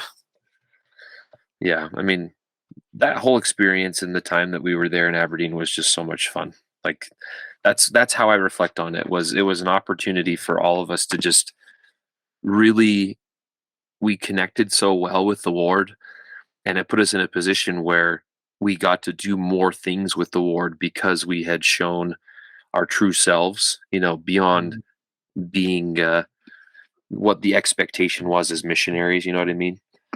And so all that stuff, it was just it was a lot of fun, a lot of enjoyment. It was the holidays, and so I swear we ate way too much food. we had way too many fun activities. We just, we enjoyed it, and that's what it was all about, which was great. I'm trying to think which holiday we didn't we do a double DA? I did. I can't remember if it was Thanksgiving or. I mean, we did double DAs all the time. Like, how often we picked you guys up and went out to the Payne's house. Yeah. Well, the problem for me was like the after church, I had to lunch. Like for us in Italy, like you have to like I had lunch after church, but you always said, no, we're going for dinner like 5 o'clock. And I was like, 5 o'clock is just like so far away in the future. So maybe like I stuffed myself just to like fill myself up. And then like I was so full. Then we got to the dinner appointment and I was like, oh, I'm just dying. I'm too full. I'm like, yeah. No, I felt the same way. I understand exactly what you thought, Alberto. There was someone whose house we went to. He wasn't a member. I guess we called him an Eternigator, and he was a big David Bowie fan. Did either of you ever? I don't remember that. I remember, yeah. Well, consider that I remember half of the stuff because I was still trying to figure out like my surroundings. So like I have less memories than you. Like you were a stalwart though, Alberto. Oh my gosh. You were great. Alberto messaged me earlier with a really funny memory. Oh yeah. Of of one time when we went to go to a member's house for an appointment. What was the surname? Was it Robertson? Yeah, the Robertsons, yeah. Oh yeah, I remember Simon. Went to the Robertsons. I can't even remember how we went in. Well, thing was like we were invited for DA, and we got there and we found like on the just on the door, stuck on the door, like a piece of paper saying I had to go out. The food is on the counter. You can find milk in the fridge. And we got there, and like the door was open. Sister Robertson was just leaving, and she just waved at us, and we were like stuck like there. We looked at each other, and it's like, this is not happening. Like, well, I'm not sure why we decided to go in, and so we made ourselves like home. So like we opened everything, we started eating. I even wrote down on my journal like it was just some very crappy macaroni cheese, and I just like Spoken like a true Italian right there. yeah, I didn't even like the food. I was just like, what are we doing here? Oh man. And at one point, like, we called you guys, like, we called you as own leaders and say, what should we do now? And you said, well, finish up your plate and just leave. Like, it's too weird. And Chris was saying, like, okay, but like, the doors are open. And like, he didn't know, like, if we had to close them. And so, like, just in that minute, they was having this thought, like, the back door, we hear the back door opening. And Chris started panicking, and like he just like started like yelling, like, yeah. And it was Simon. It was Simon. Maybe I thought it was the zone leaders again. Oh, Yeah, that's dear it. me. Oh man, that's too funny. Heart attack.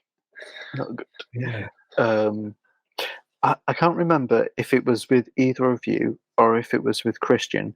There was one time we were down knocking doors, once say by the docks, which does probably paint the correct picture.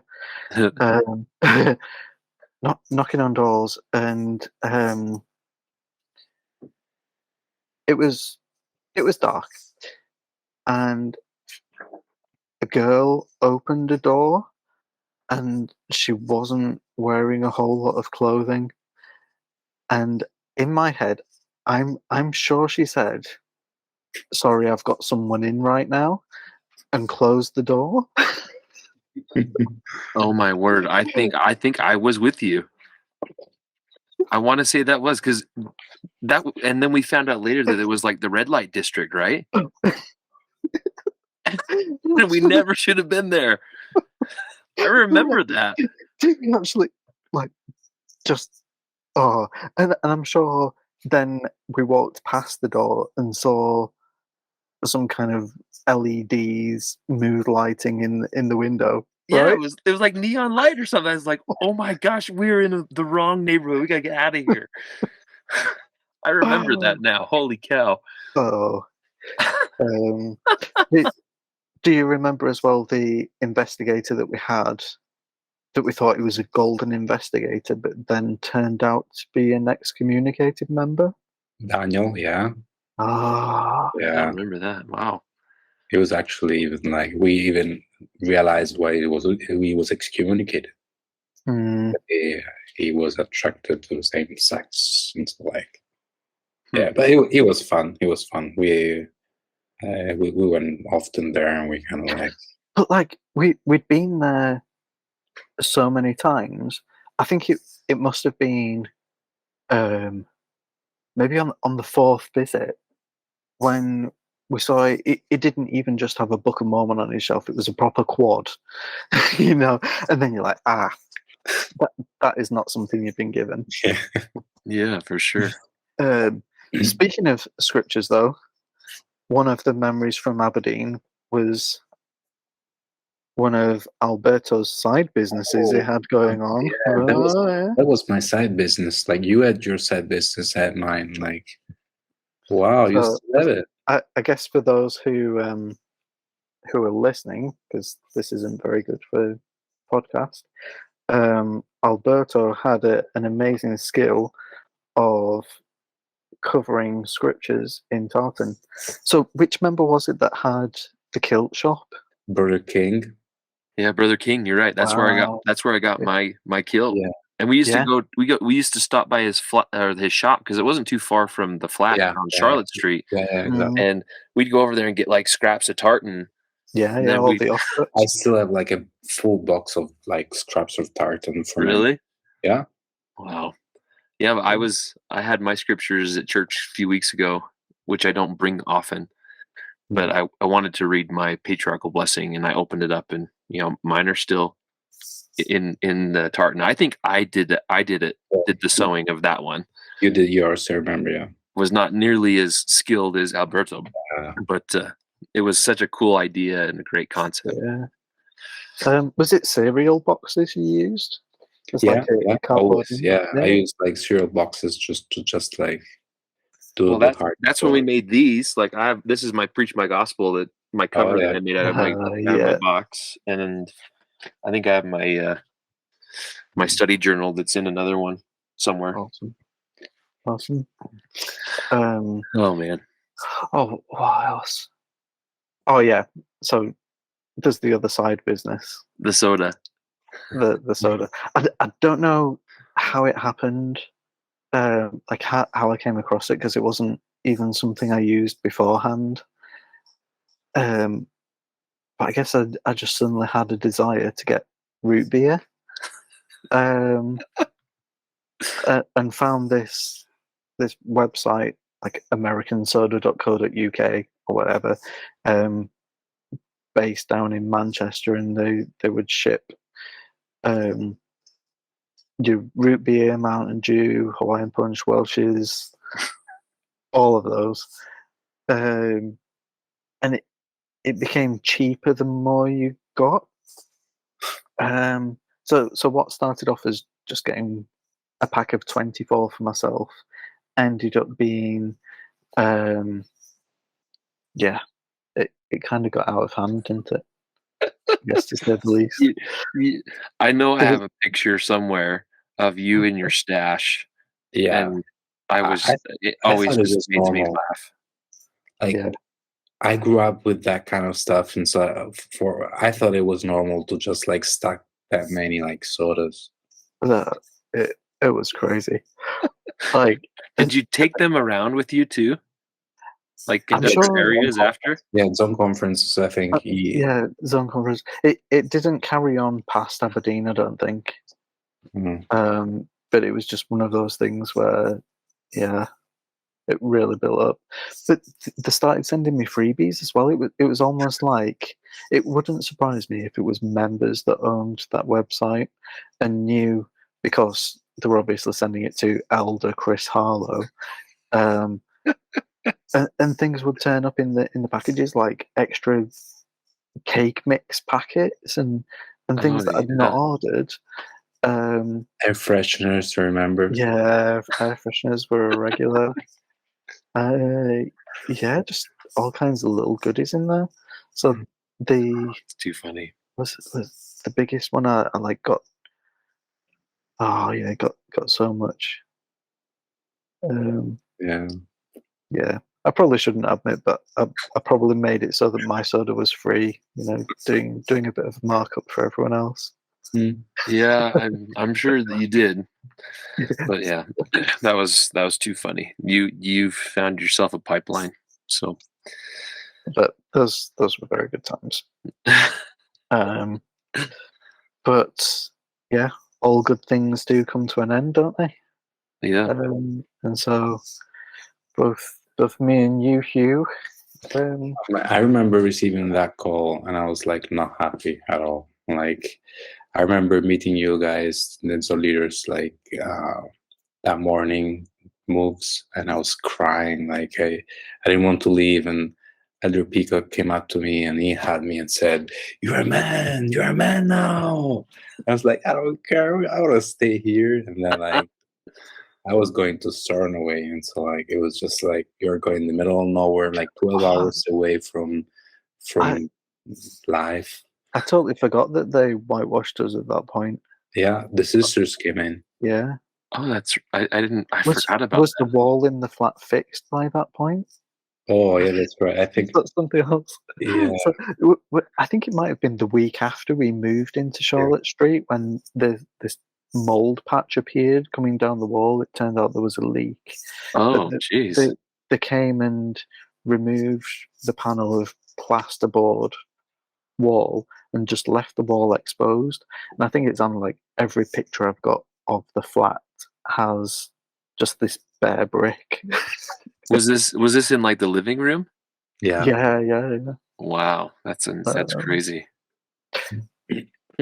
Oh, yeah. So we moved on. I went down to the Glasgow zone. I don't know if everything was told to me at that point, or maybe I hadn't realised. So, Cathkin was the area, right? I'm asking you what my areas were, like you might know. Yeah, I'm sure because that's where Loganberg was at. Yep. yeah. The flat was in Rutherglen, Mhm. and so I was going down there. I was going to be district leader. I was going to be with Jesse James Smith. Okay. But in my head, I hadn't computed, I don't think, that we weren't actually in the branch, that we were basically just babysitting that flat, and while the lease ran out. I Oh. don't know exactly what had gone down, but we never met any members of that branch. We were just, it was our area, but we were in the Springboig ward. Oh, wow. Yeah, so it was a really weird kind of situation we had going on down there. It was like a new from, well, Elder Smith told me if I hadn't known before on the way to the flat. Oh yeah, we're only going to be here for another 6 weeks. So yeah, that was pretty fun. Really bizarre situation. Yeah, just didn't meet any of the members of Cathkin. There were some Eternigators or non-members that we did regular service for. There was this one guy. He was old and quite severely disabled. I don't think he was bedridden, but he would really struggle to get out of his flat. And I think it was even more mean that it wasn't in a ground floor flat and there wasn't a lift. But we would go there every week, and every week he would ask us to go and do some shopping. That you could see just small shops opposite his flat, and there was a Subway next to it, so we would get it. He'd pay for us to do his shopping and get Subway, bring it back to the flat. He'd always ask us to get him 2 melons. And we said, what kind? And he'd say, double D's, please. And he would do the whole kind of like cupping action with his hand, and we're like, oh, I can't remember what the guy was called, but he was just one of these dirty old guys. But it was fun. He was in one of the roughest areas as well. Like, yeah, it was near the Gorbles where he was. You don't want to be there. Yeah, so there were some really rough areas, but we didn't really need to work in them. It was Interesting. avoided. But it was really weird trying to be. I really struggled at that time trying to be district leader, but not having an area to work in. Trying to be an example, but not being able to be. Interesting. Which was rough. It seems like a bit of a blur those 6 weeks as well. But I do remember not getting along with Jesse James, and if he's listening, it's fine. We cleared it up later on.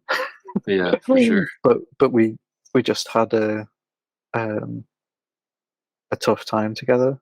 I think I found things frustrating. He found me frustrating because he knew the area and I wasn't like his previous companions. But yeah, it was just a whole weird situation, I think. But I was plodding on through because I'm like, it's just 6 weeks. I can get through these 6 weeks. We're all good. Yeah. It's going to be fine. I don't really have anything to share from that area, other than I remember just doing a whole lot of driving because we were driving to other sides of the neighbouring ward. Yeah, and then moves calls came. We knew it was going to be happening because, well, the lease was going to be running out and we hadn't found a new place, so we're going to be going somewhere, right? Yeah. And I was staying with Jesse James Smith. Like, President was keeping us both together, and we were whitewashing in to Cumbernauld was where we went. Okay. Yeah, so that was our next area, just a few areas across in Glasgow. And then there was the news that they didn't have a flat in Cumbernauld set up for us or anything. So we were going to be staying in Airdrie, which I guess was the nearest. The senior sisters had both left Airdrie, that had been there forever. Mm-hmm. And so Elder Pattenden was going into the bungalow. I can't remember who he was with. He might have even been training that time. Okay. And then there was can't remember the. Oh, let me have a look. I'll try and bring it up and see as we're going. But there was us two sharing the bungalow with the Airdrie elders, but we were taking the car with us, and so it was all okay. Not much of a problem. We just had to go up and find our feet. But then something happened partway through. So in the Airdrie ward, yes, there was another companionship, and this is where I wanted to find on the map. That lived not too far away in the area, but lived near a train station. And one of those elders had to go home, I think, for an operation, or had to go to the office for a little bit.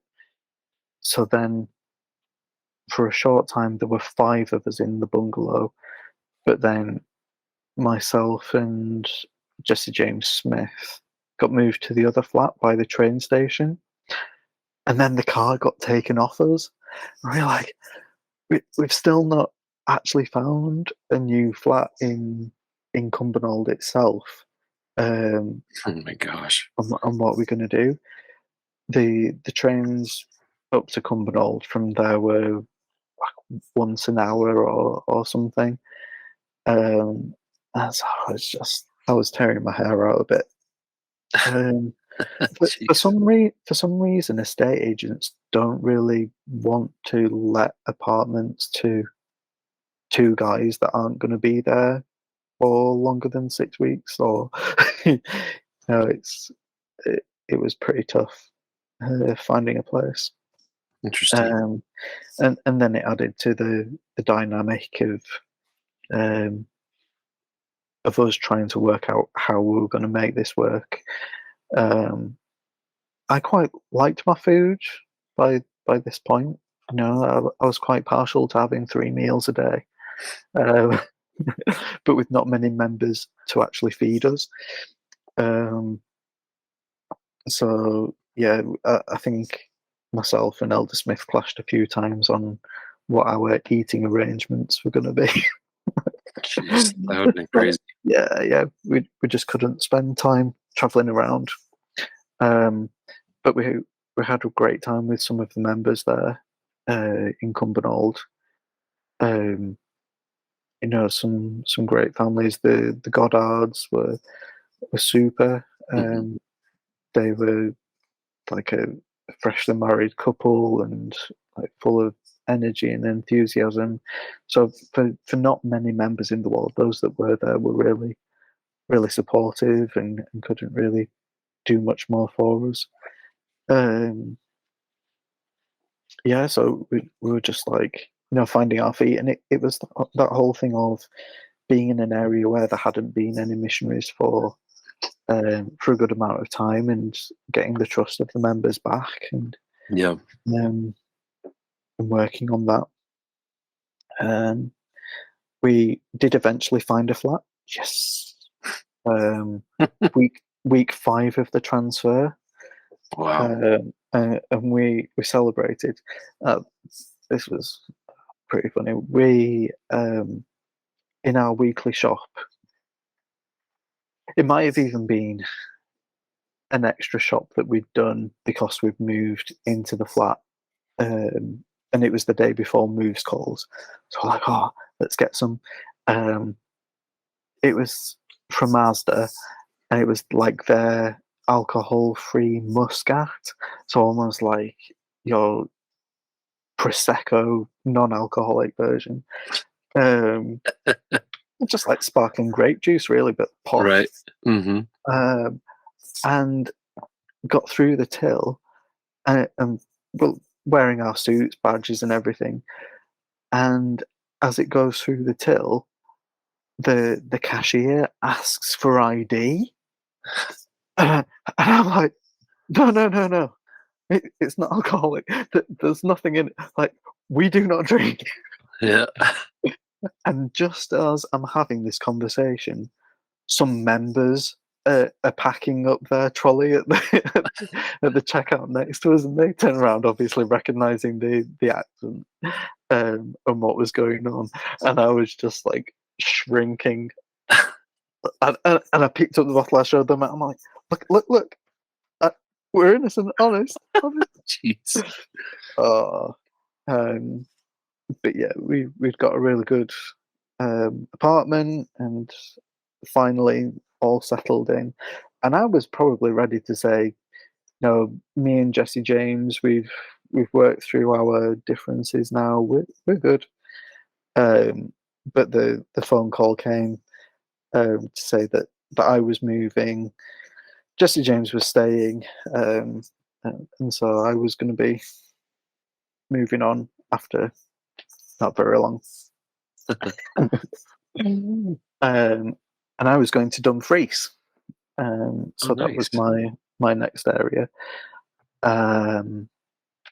But whitewashing into Dumfries, and there isn't an apartment set up for you. Jeez, you do it all over again.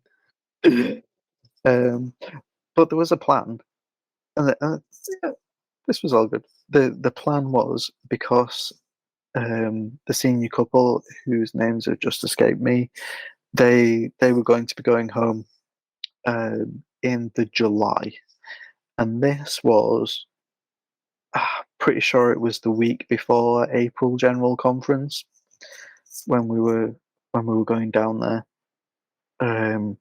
So they're going down in July. So what's going to happen until then? Well, Bishop has got a caravan. Oh my gosh. And the caravan's parked in the chapel car park.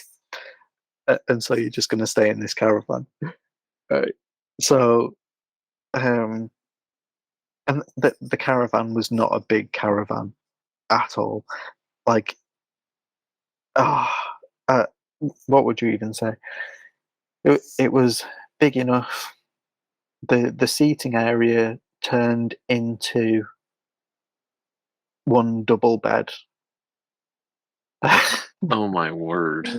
Who are you with at this point? Then? So at this point, I was with Elder Luke's German, Tobias, and we were in the same MTC group together actually. Oh wow! And it was the first time we'd seen each other in all that time. So yeah, we met up.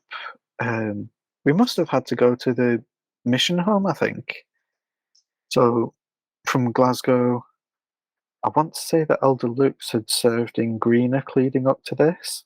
Mm-hmm. I don't know if they'd closed Greenock and brought the car over to Edinburgh, and then we drove down to Dumfries from there. So yeah, we were living in this caravan, and I think it was literally the seating area that turned into bed and a toilet with a shower cubicle inside, and the hot water for the shower didn't last very long. You probably had a good 90 seconds shower each. Oh my gosh! Then you were like having to wait for it to warm up. I don't even think there was any. Was there any kitchen facilities in the? I don't think there would have been. I think it was just as basic as it comes, just a trailer. Oh, luckily, though, we were in the church car park, so we could go in and use the kitchen and everything there. Yeah, sure. But that was fun. You could not hide from the members.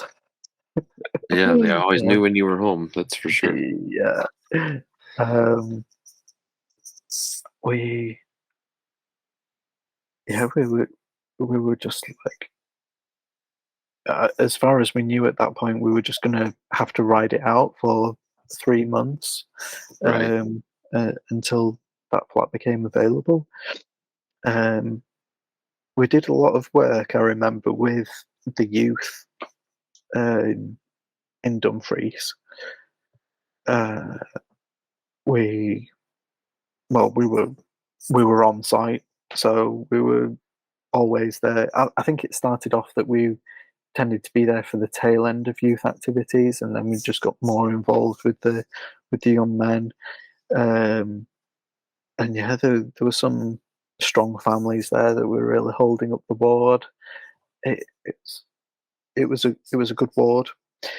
The one thing that we found out early on was that the organist or pianist had died fairly recently, and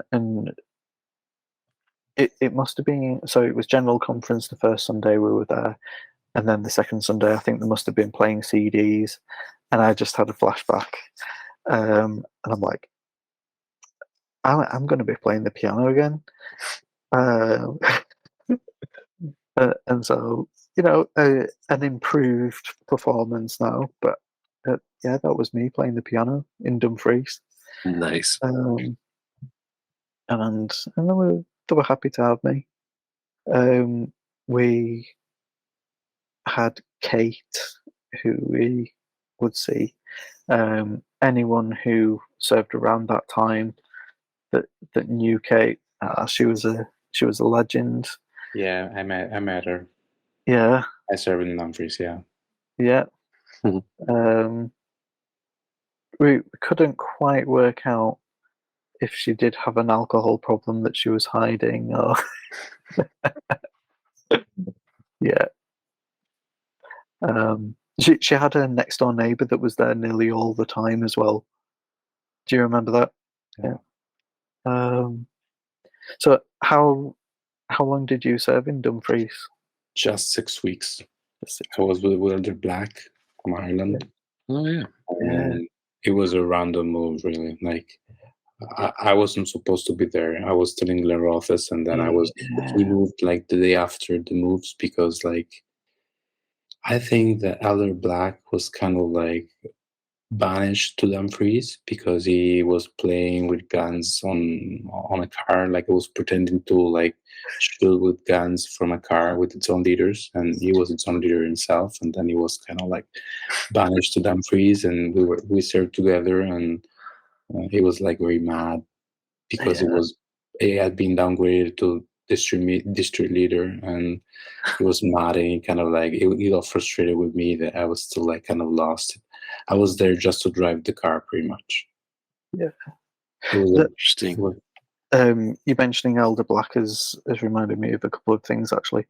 I think he was in Springboig when I was there, and I'm pretty sure he was training at that time, and they'd been hit. I guess it was an overpass going over the M8. Yeah. He got hit with a golf club. Hit with a golf club. Yeah. And had to have his head glued together. It was really nasty. They'd just been, I think they'd been cornered from either side of the bridge and hit. But he was most upset by the fact that he'd got a new tie earlier that day. It was P Day. He'd got a new tie. I think it might have been from Pringle's. Was it Pringle Weaver, the tartan shop? So he got himself a new tartan tie, and blood from his head had got all over the tie and ruined it. And that was the thing that he was most bothered about. He was mad. Yeah, he was so mad. Guys, I think I need to leave like in 10 minutes, I think. Kind of far. Well, we'll do a follow up with you, Alberto, if that's okay. Don't worry. We've enjoyed having you as our guest, the host. We'll call you today. I didn't think I had this much to talk about. It's crazy. Once you get the ball rolling, like all the stories come back. Oh man, you're gonna have to snip this into multiple episodes, I think, Zach. No, we'll be fine. Like I said, we'll get in touch with Alberto again, and we'll go through his mission in a whole. That'd be awesome. Don't worry. Well, you have a good rest of the night. Yeah, we love you, Alberto. Thank you. Hello. Cheers. Good to see My you. mate. Something else as well was from my district leader days. So you asked earlier if the root beer thing continued. I've remembered it did, because there became an emphasis, and this would have been just after you'd gone home, I guess, on invitations to be baptized and confirmed. That almost became like an extra goal for the week. Right. Or it was shortened to IBC. So, as I was buying root beer, saw that there was the bottles of IBC. I'm like, that's perfect. That's gonna work. So one of my I think one of my district meetings, I got bottles of IBC for everyone to talk about. Invitations to be baptized and confirmed. There's your IBC. Yeah, that was a good time. Too good. And there's also once, hopefully someone's listening that was in my district at the time, where I had a Superman t-shirt on underneath my actual suit and shirt, and just in the middle of district meeting one time, I ripped my shirt open and buttons flew across the room.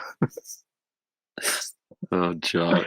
It must have been an old shirt. I was like a year into my mission, and yeah, it was ready to go. That's funny. But that was funny. Okay, crack back to Dumfries. So we were in the caravan, and at this time of year, we're going to have to do some like calculations or conversions here. So on a night, we had a little alarm clock that had a thermometer on, and at night time it went down to about 4 degrees C Oh, jeez. inside this caravan. But then on a sunny day, it was a metal tin can, really, and so it just contained all of the heat for later in the day. I'm sure it was in 30s Oh, um, jeez.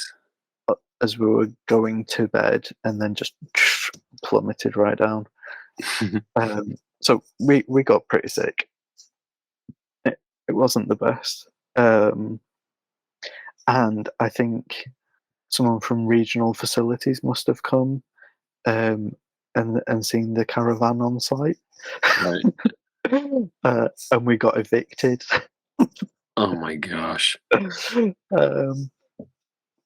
So yeah, we had to shift from being in the caravan on the church site as well. It was such a small caravan.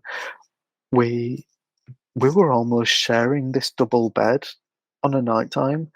It was so awkward. We had a row of cushions that we would put down as like a barrier between us to stop any awkward spooning, you know.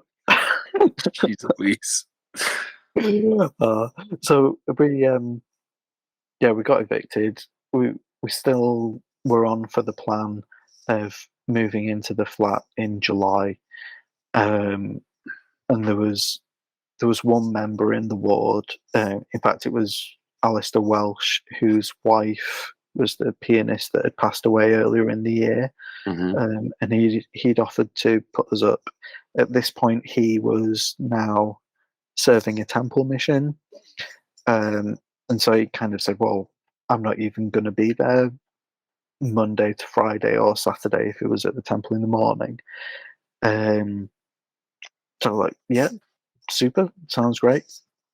Downside was that his house was in Gretna, which Oh yeah. was, I think, like 25 miles from Dumfries, maybe more. I'll Holy have a cow. quick look. And there's not a whole lot in Gretna other than a little shopping outlet and a small chapel famous for eloping to. But yeah, most things were in Dumfries or around there, so it was tricky.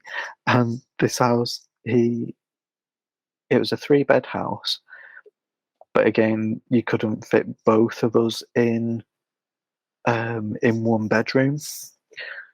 So we kind of figured we're going to have to sleep in separate bedrooms.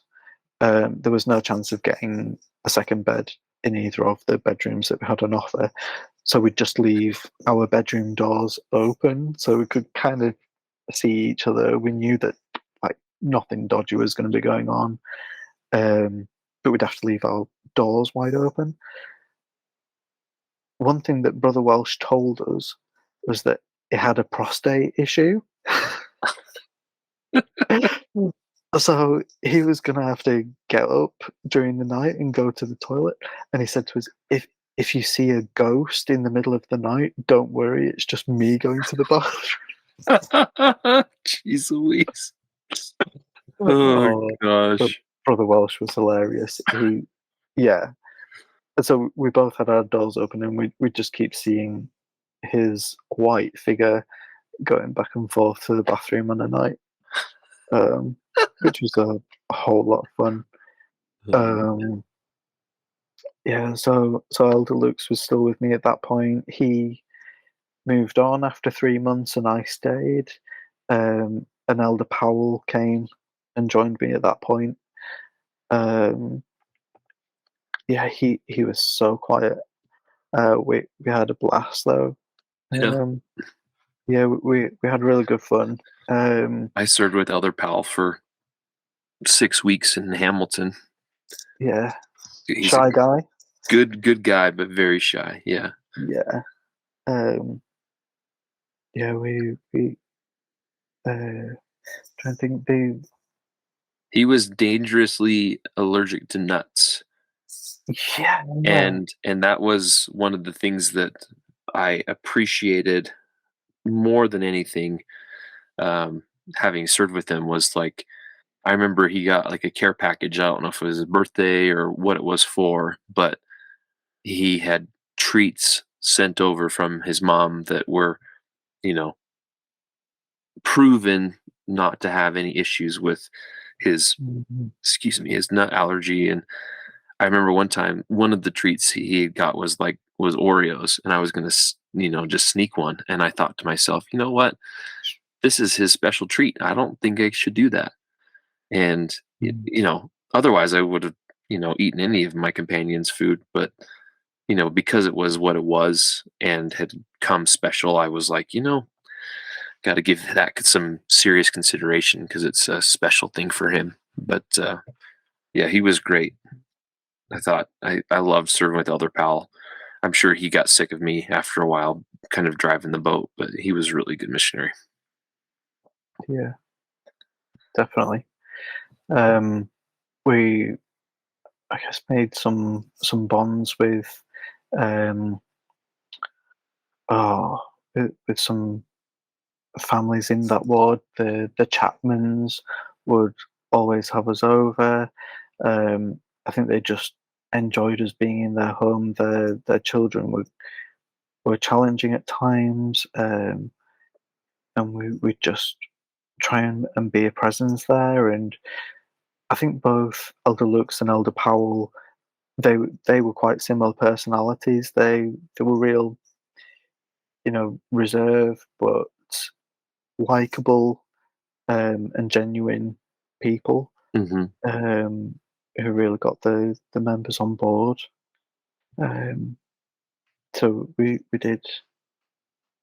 Um, there was a family as well that lived on the opposite side of the ward, and they, I don't know if they had any biological children, but they fostered loads. I think they had maybe 6 Hmm. children that they fostered. And because they were in foster care, they couldn't be baptized, but they enjoyed church and enjoyed the teachings. And we'd go over there when we could. One of the issues that we had, let me work it out a bit. They lived in Kakubri, Hmm. which isn't spelled at all as you would think. It's like Kurt Cudbright. uh, but they lived in the lovely town of Kakubri, which, one of the issues was the distance from where we were living. So in Gretna at the time. So from Gretna to Kakubri was about 50, 60 miles each way. Hmm. And bearing in mind, the car allowance allowed for like 40 miles per day, as it evened out. Yeah. And so we were like, well, if we're using 120 miles in one day without any driving around in between, we're gonna still have to use some public transport here. Oh my Um, so we still ended up having to use some public transport, which was a nightmare. Um, but we've got around, so lots of members. I already mentioned the Chapmans. There is a sister. Her surname has escaped me. I'm just going to try and have a look. But her first name's Linda, Hmm. and she was like a strong single mom, in Dumfries. She had 2 kids in like youth age. Um, she was bossing it. The kids were doing great. And she was one of these just really genuine sisters. One of the funny things that happened, um, is that I've come into contact with her two kids since. The boy, who must have been 12, 13 at the time, he came to a YSA convention in Leeds in my home ward. So in the ward where we were living, maybe 6 years ago, he came to YSA convention, and he recognised me.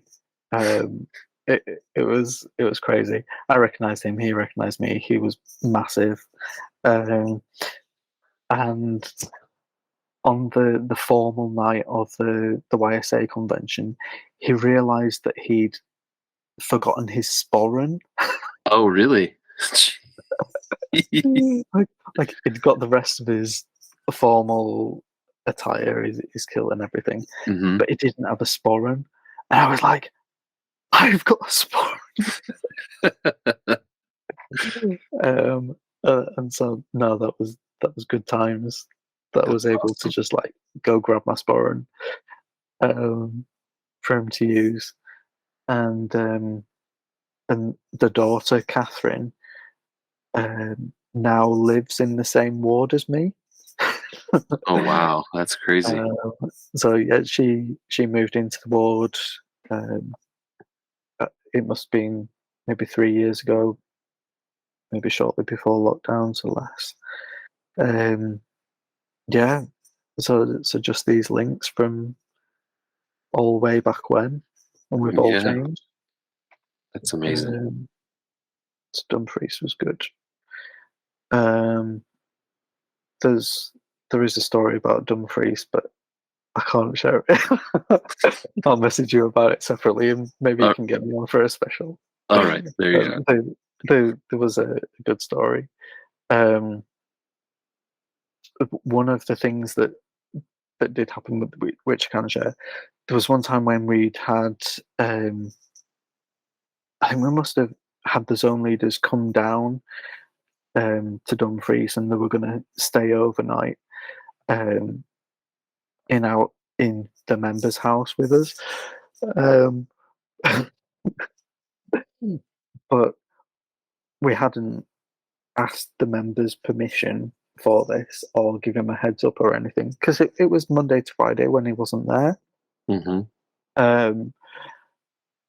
if I remember this correctly, we pulled up and we saw the members' car there. So two stayed, pretended we were on exchanges, and went into that house, and the other two phoned another member to go and stay at their house for the night. That seemed less of an embarrassment. Jeez. Anyone that served in Dumfries would probably know Stuart Penman. He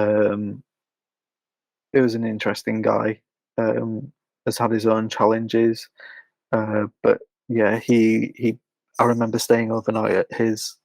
I don't have a clue who it was that I was with.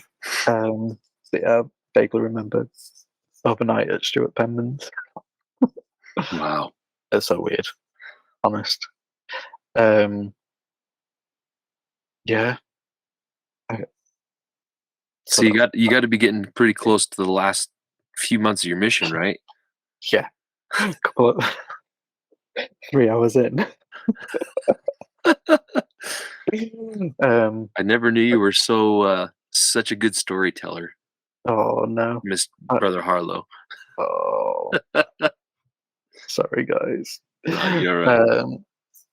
Yeah, so I then moved to East Kilbride.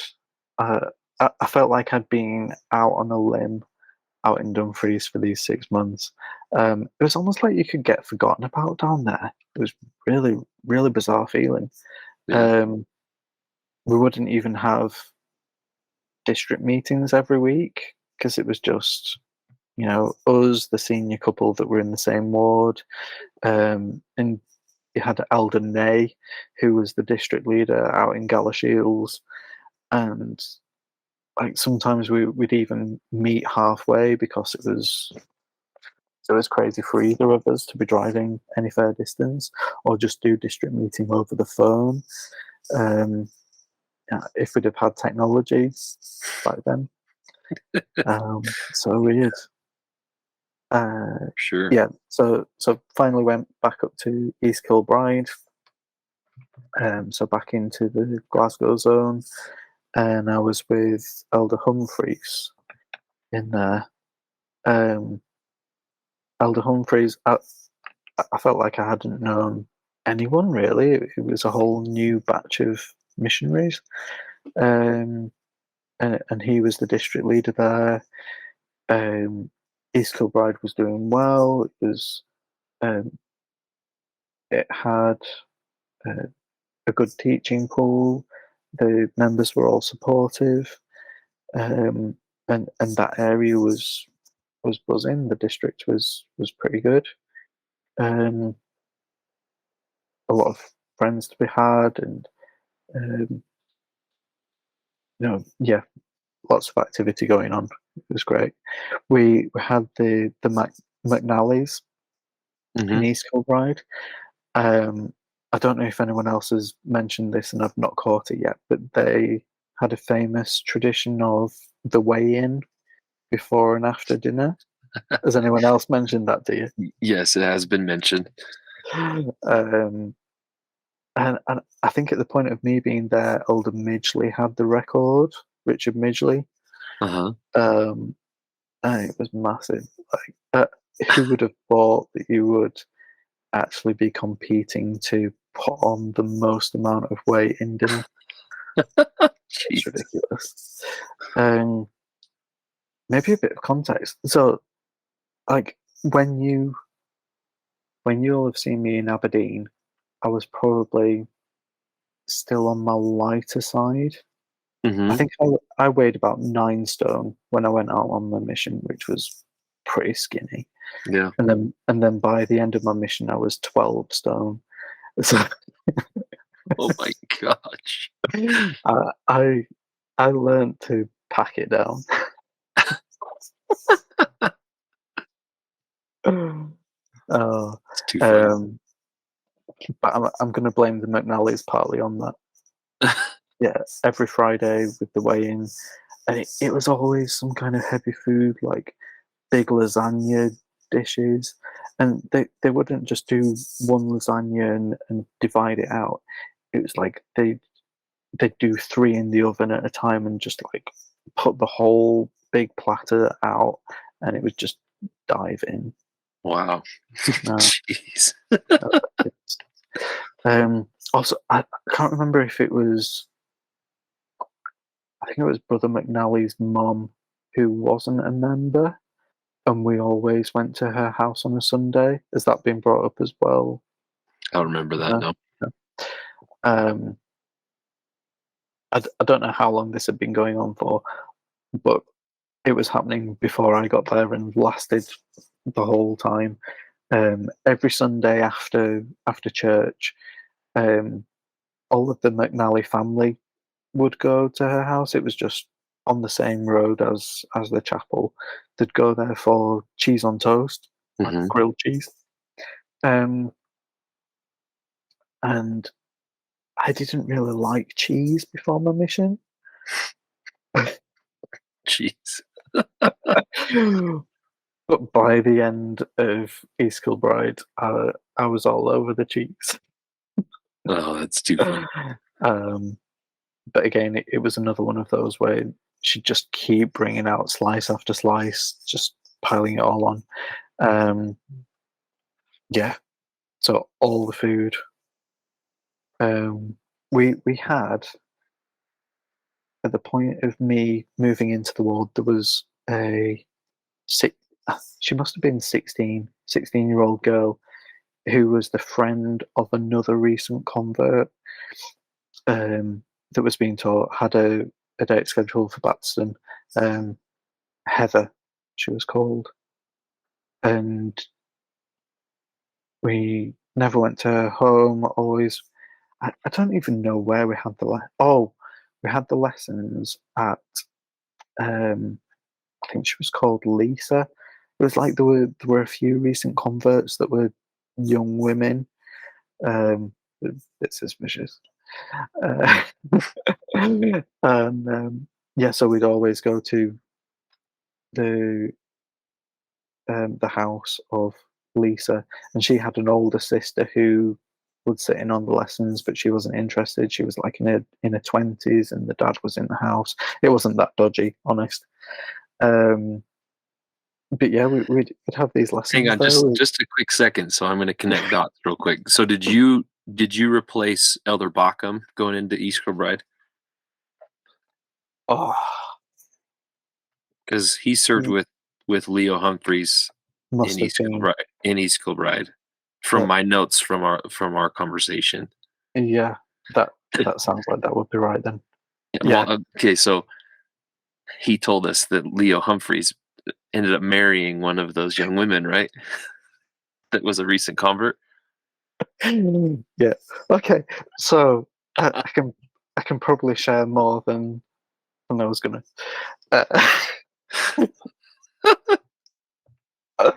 Oh man.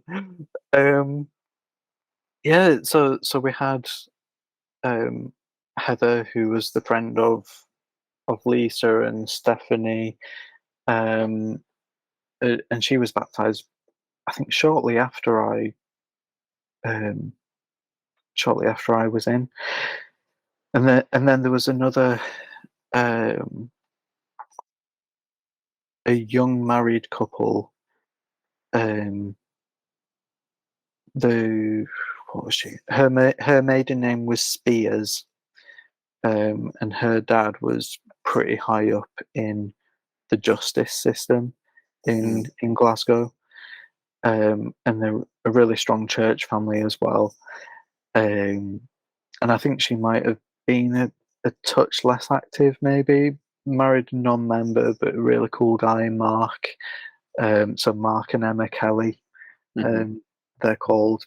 They, they'd been married since the summer, so maybe 2-3 months. And word on the street was that Mark was interested in church. But to take it a bit softly, because big pressure on who the rest of the family are. And we go in for the first lesson that we're invited to, with I got all the member family there, and one of the other family members like kicks off fairly early on. So when are you getting baptized? And we're like falling around. Like, is this how easy this is going to go? And Mark was super. Like, he accepted everything. Obviously, he'd been dating Emma for a long time. Knew, like, the members had done all of the work there, and we literally were just there as a formality.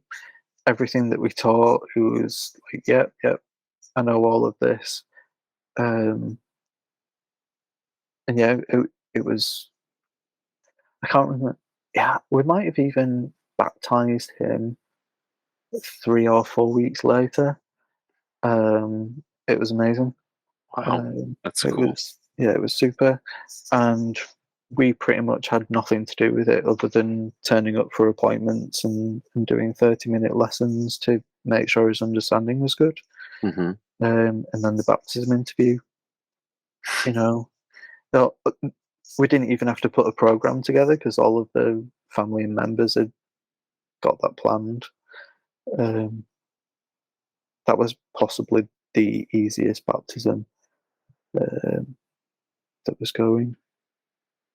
Other than there was one other that was pretty easy as well, in Dumfries, that I hadn't mentioned. I feel really bad though because I can't remember his name.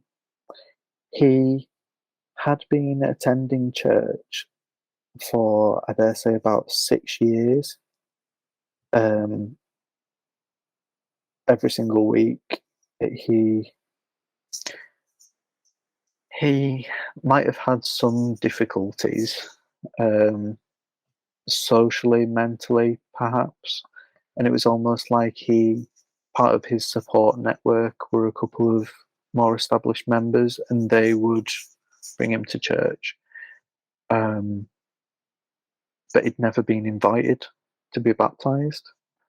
And once we found this out, we straight out invited him. He was baptized, and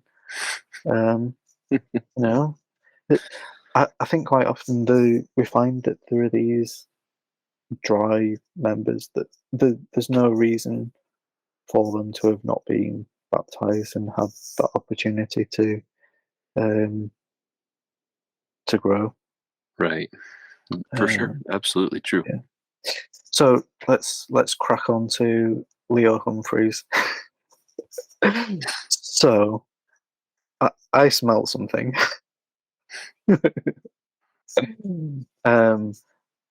And I approached zone leaders to tell them that something was happening. Nothing major that would get him in serious trouble. Mm-hmm. But I gave him a heads up, and the zone lead, I dare say Christian Lucas was one of the zone leaders. I'm going to call him out on that one because I think that would be right for him being Glasgow's zone leader around that time. Yeah. And he'd approached Leo, and Leo denied it, and I was made to look like a bit of a fool. And I'm like, come on. That's too funny. But yeah, he did end up marrying Stephanie, who, said they wanted to make babies who had testimonies. Okay. As I said to Elder Backham, I said that's how the church grows there. Especially with some missionaries that you're from the UK and you don't meet everybody every day, and it happens, which is just fine. But I think he probably did the right thing, because he then got moved at the next transfers, which was all good, and they all lived happily ever after. Right. And Matthias Philip came in then. He was my last companion.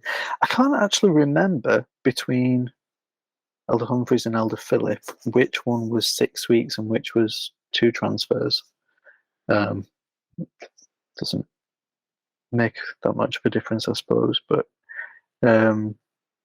yeah, Elder Philip, I don't know who his trainer was, but I think he came to me either 6 weeks or 3 months old, and he was a worker. Like, he had no fear. Did he keep you from being too trunky? He tried.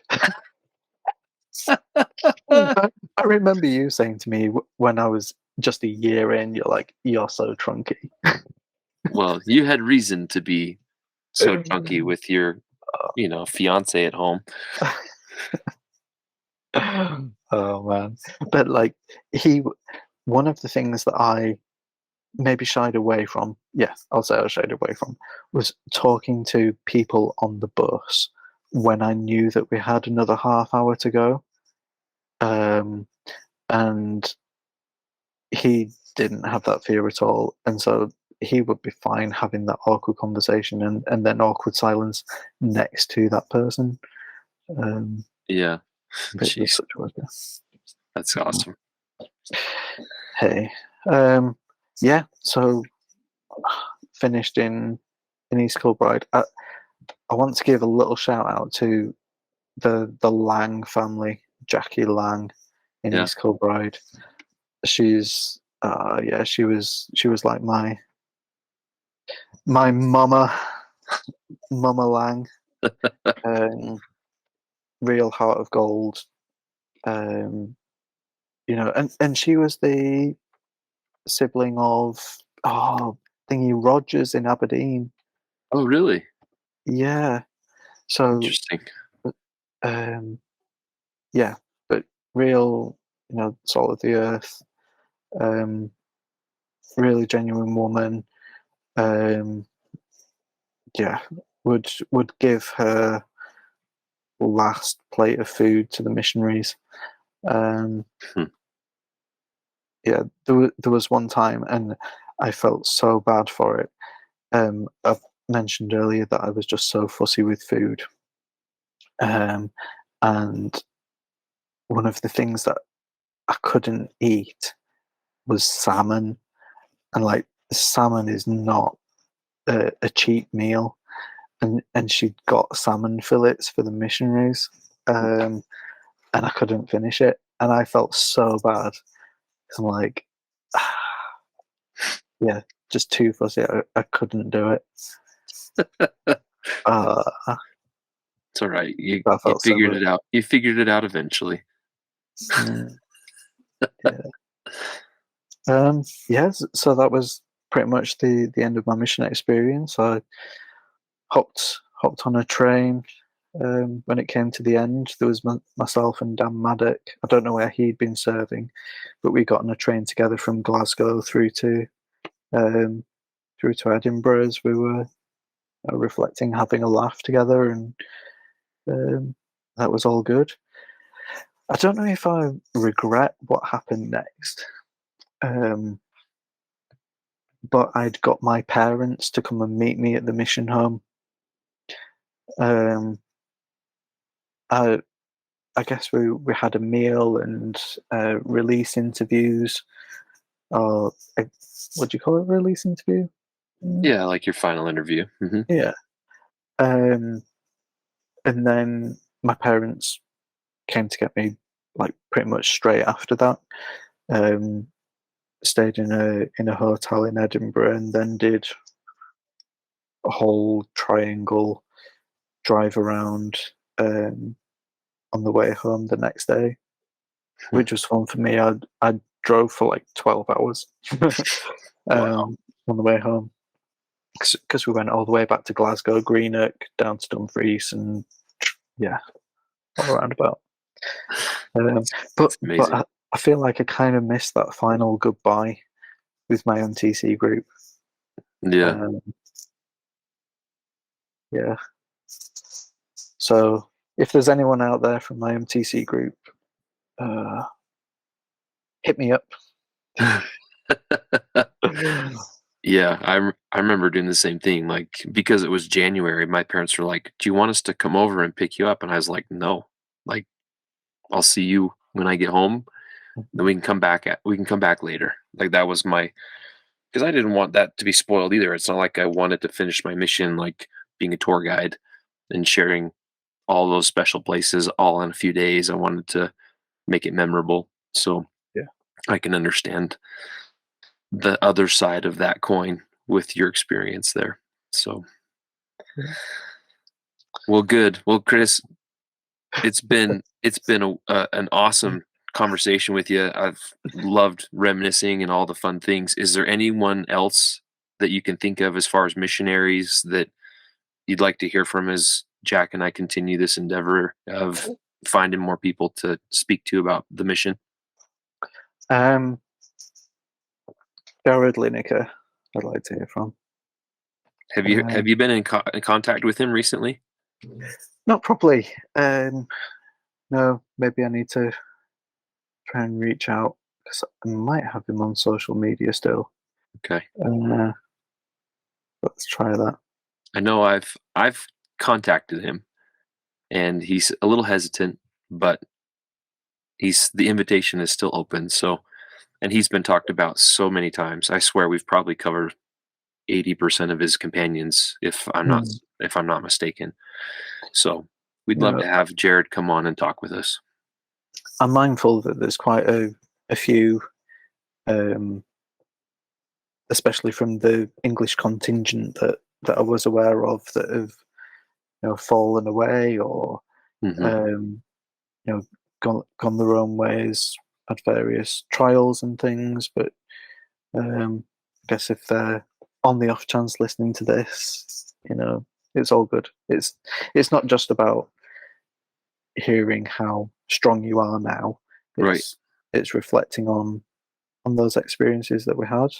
Agreed. Yep. That's the whole essence of this. This is not an opportunity to tout one's righteousness. I can say for my own self, I've gone through my own bits and bobs of stuff, but the most important thing is the camaraderie and the love and the brother and sisterhood that we really have from serving together in Scotland all that time frame. So I would have said Peacock as well, but he's already been on, and that was a great episode. I remember listening to his episode and thinking, man, I've not got half as much to say as he does. Oh man, it was so good to talk with him. He's great. He was in Beath while I was in Greenock, so and then of course he was in Aberdeen when I was with you. So although we never actually served together, we had exchanges and served around each other for quite a bit. Wow. He gave me a phone call out of the blue at the start of the year, which was really good. Oh, that's awesome. Great to hear from you. So, well, good. Super. Well, again, it's been a real pleasure just to catch up and go down memory lane. We had some really good times together in Aberdeen and beyond that. So thanks for taking time. And no worries. Thank you for doing this. Yeah, absolutely. We love it. It's been so much fun to hear experiences and connect each other from, similar companions and areas and things like that. So, we love it. But I appreciate you, love you, and certainly we will talk more often than we have been. So thanks for taking time, Chris. Maybe less time, but more often. There you go. That's it. 100%. All right. All right, mate. Love you. We'll talk to you soon. Cheers. All right. Bye. Bye.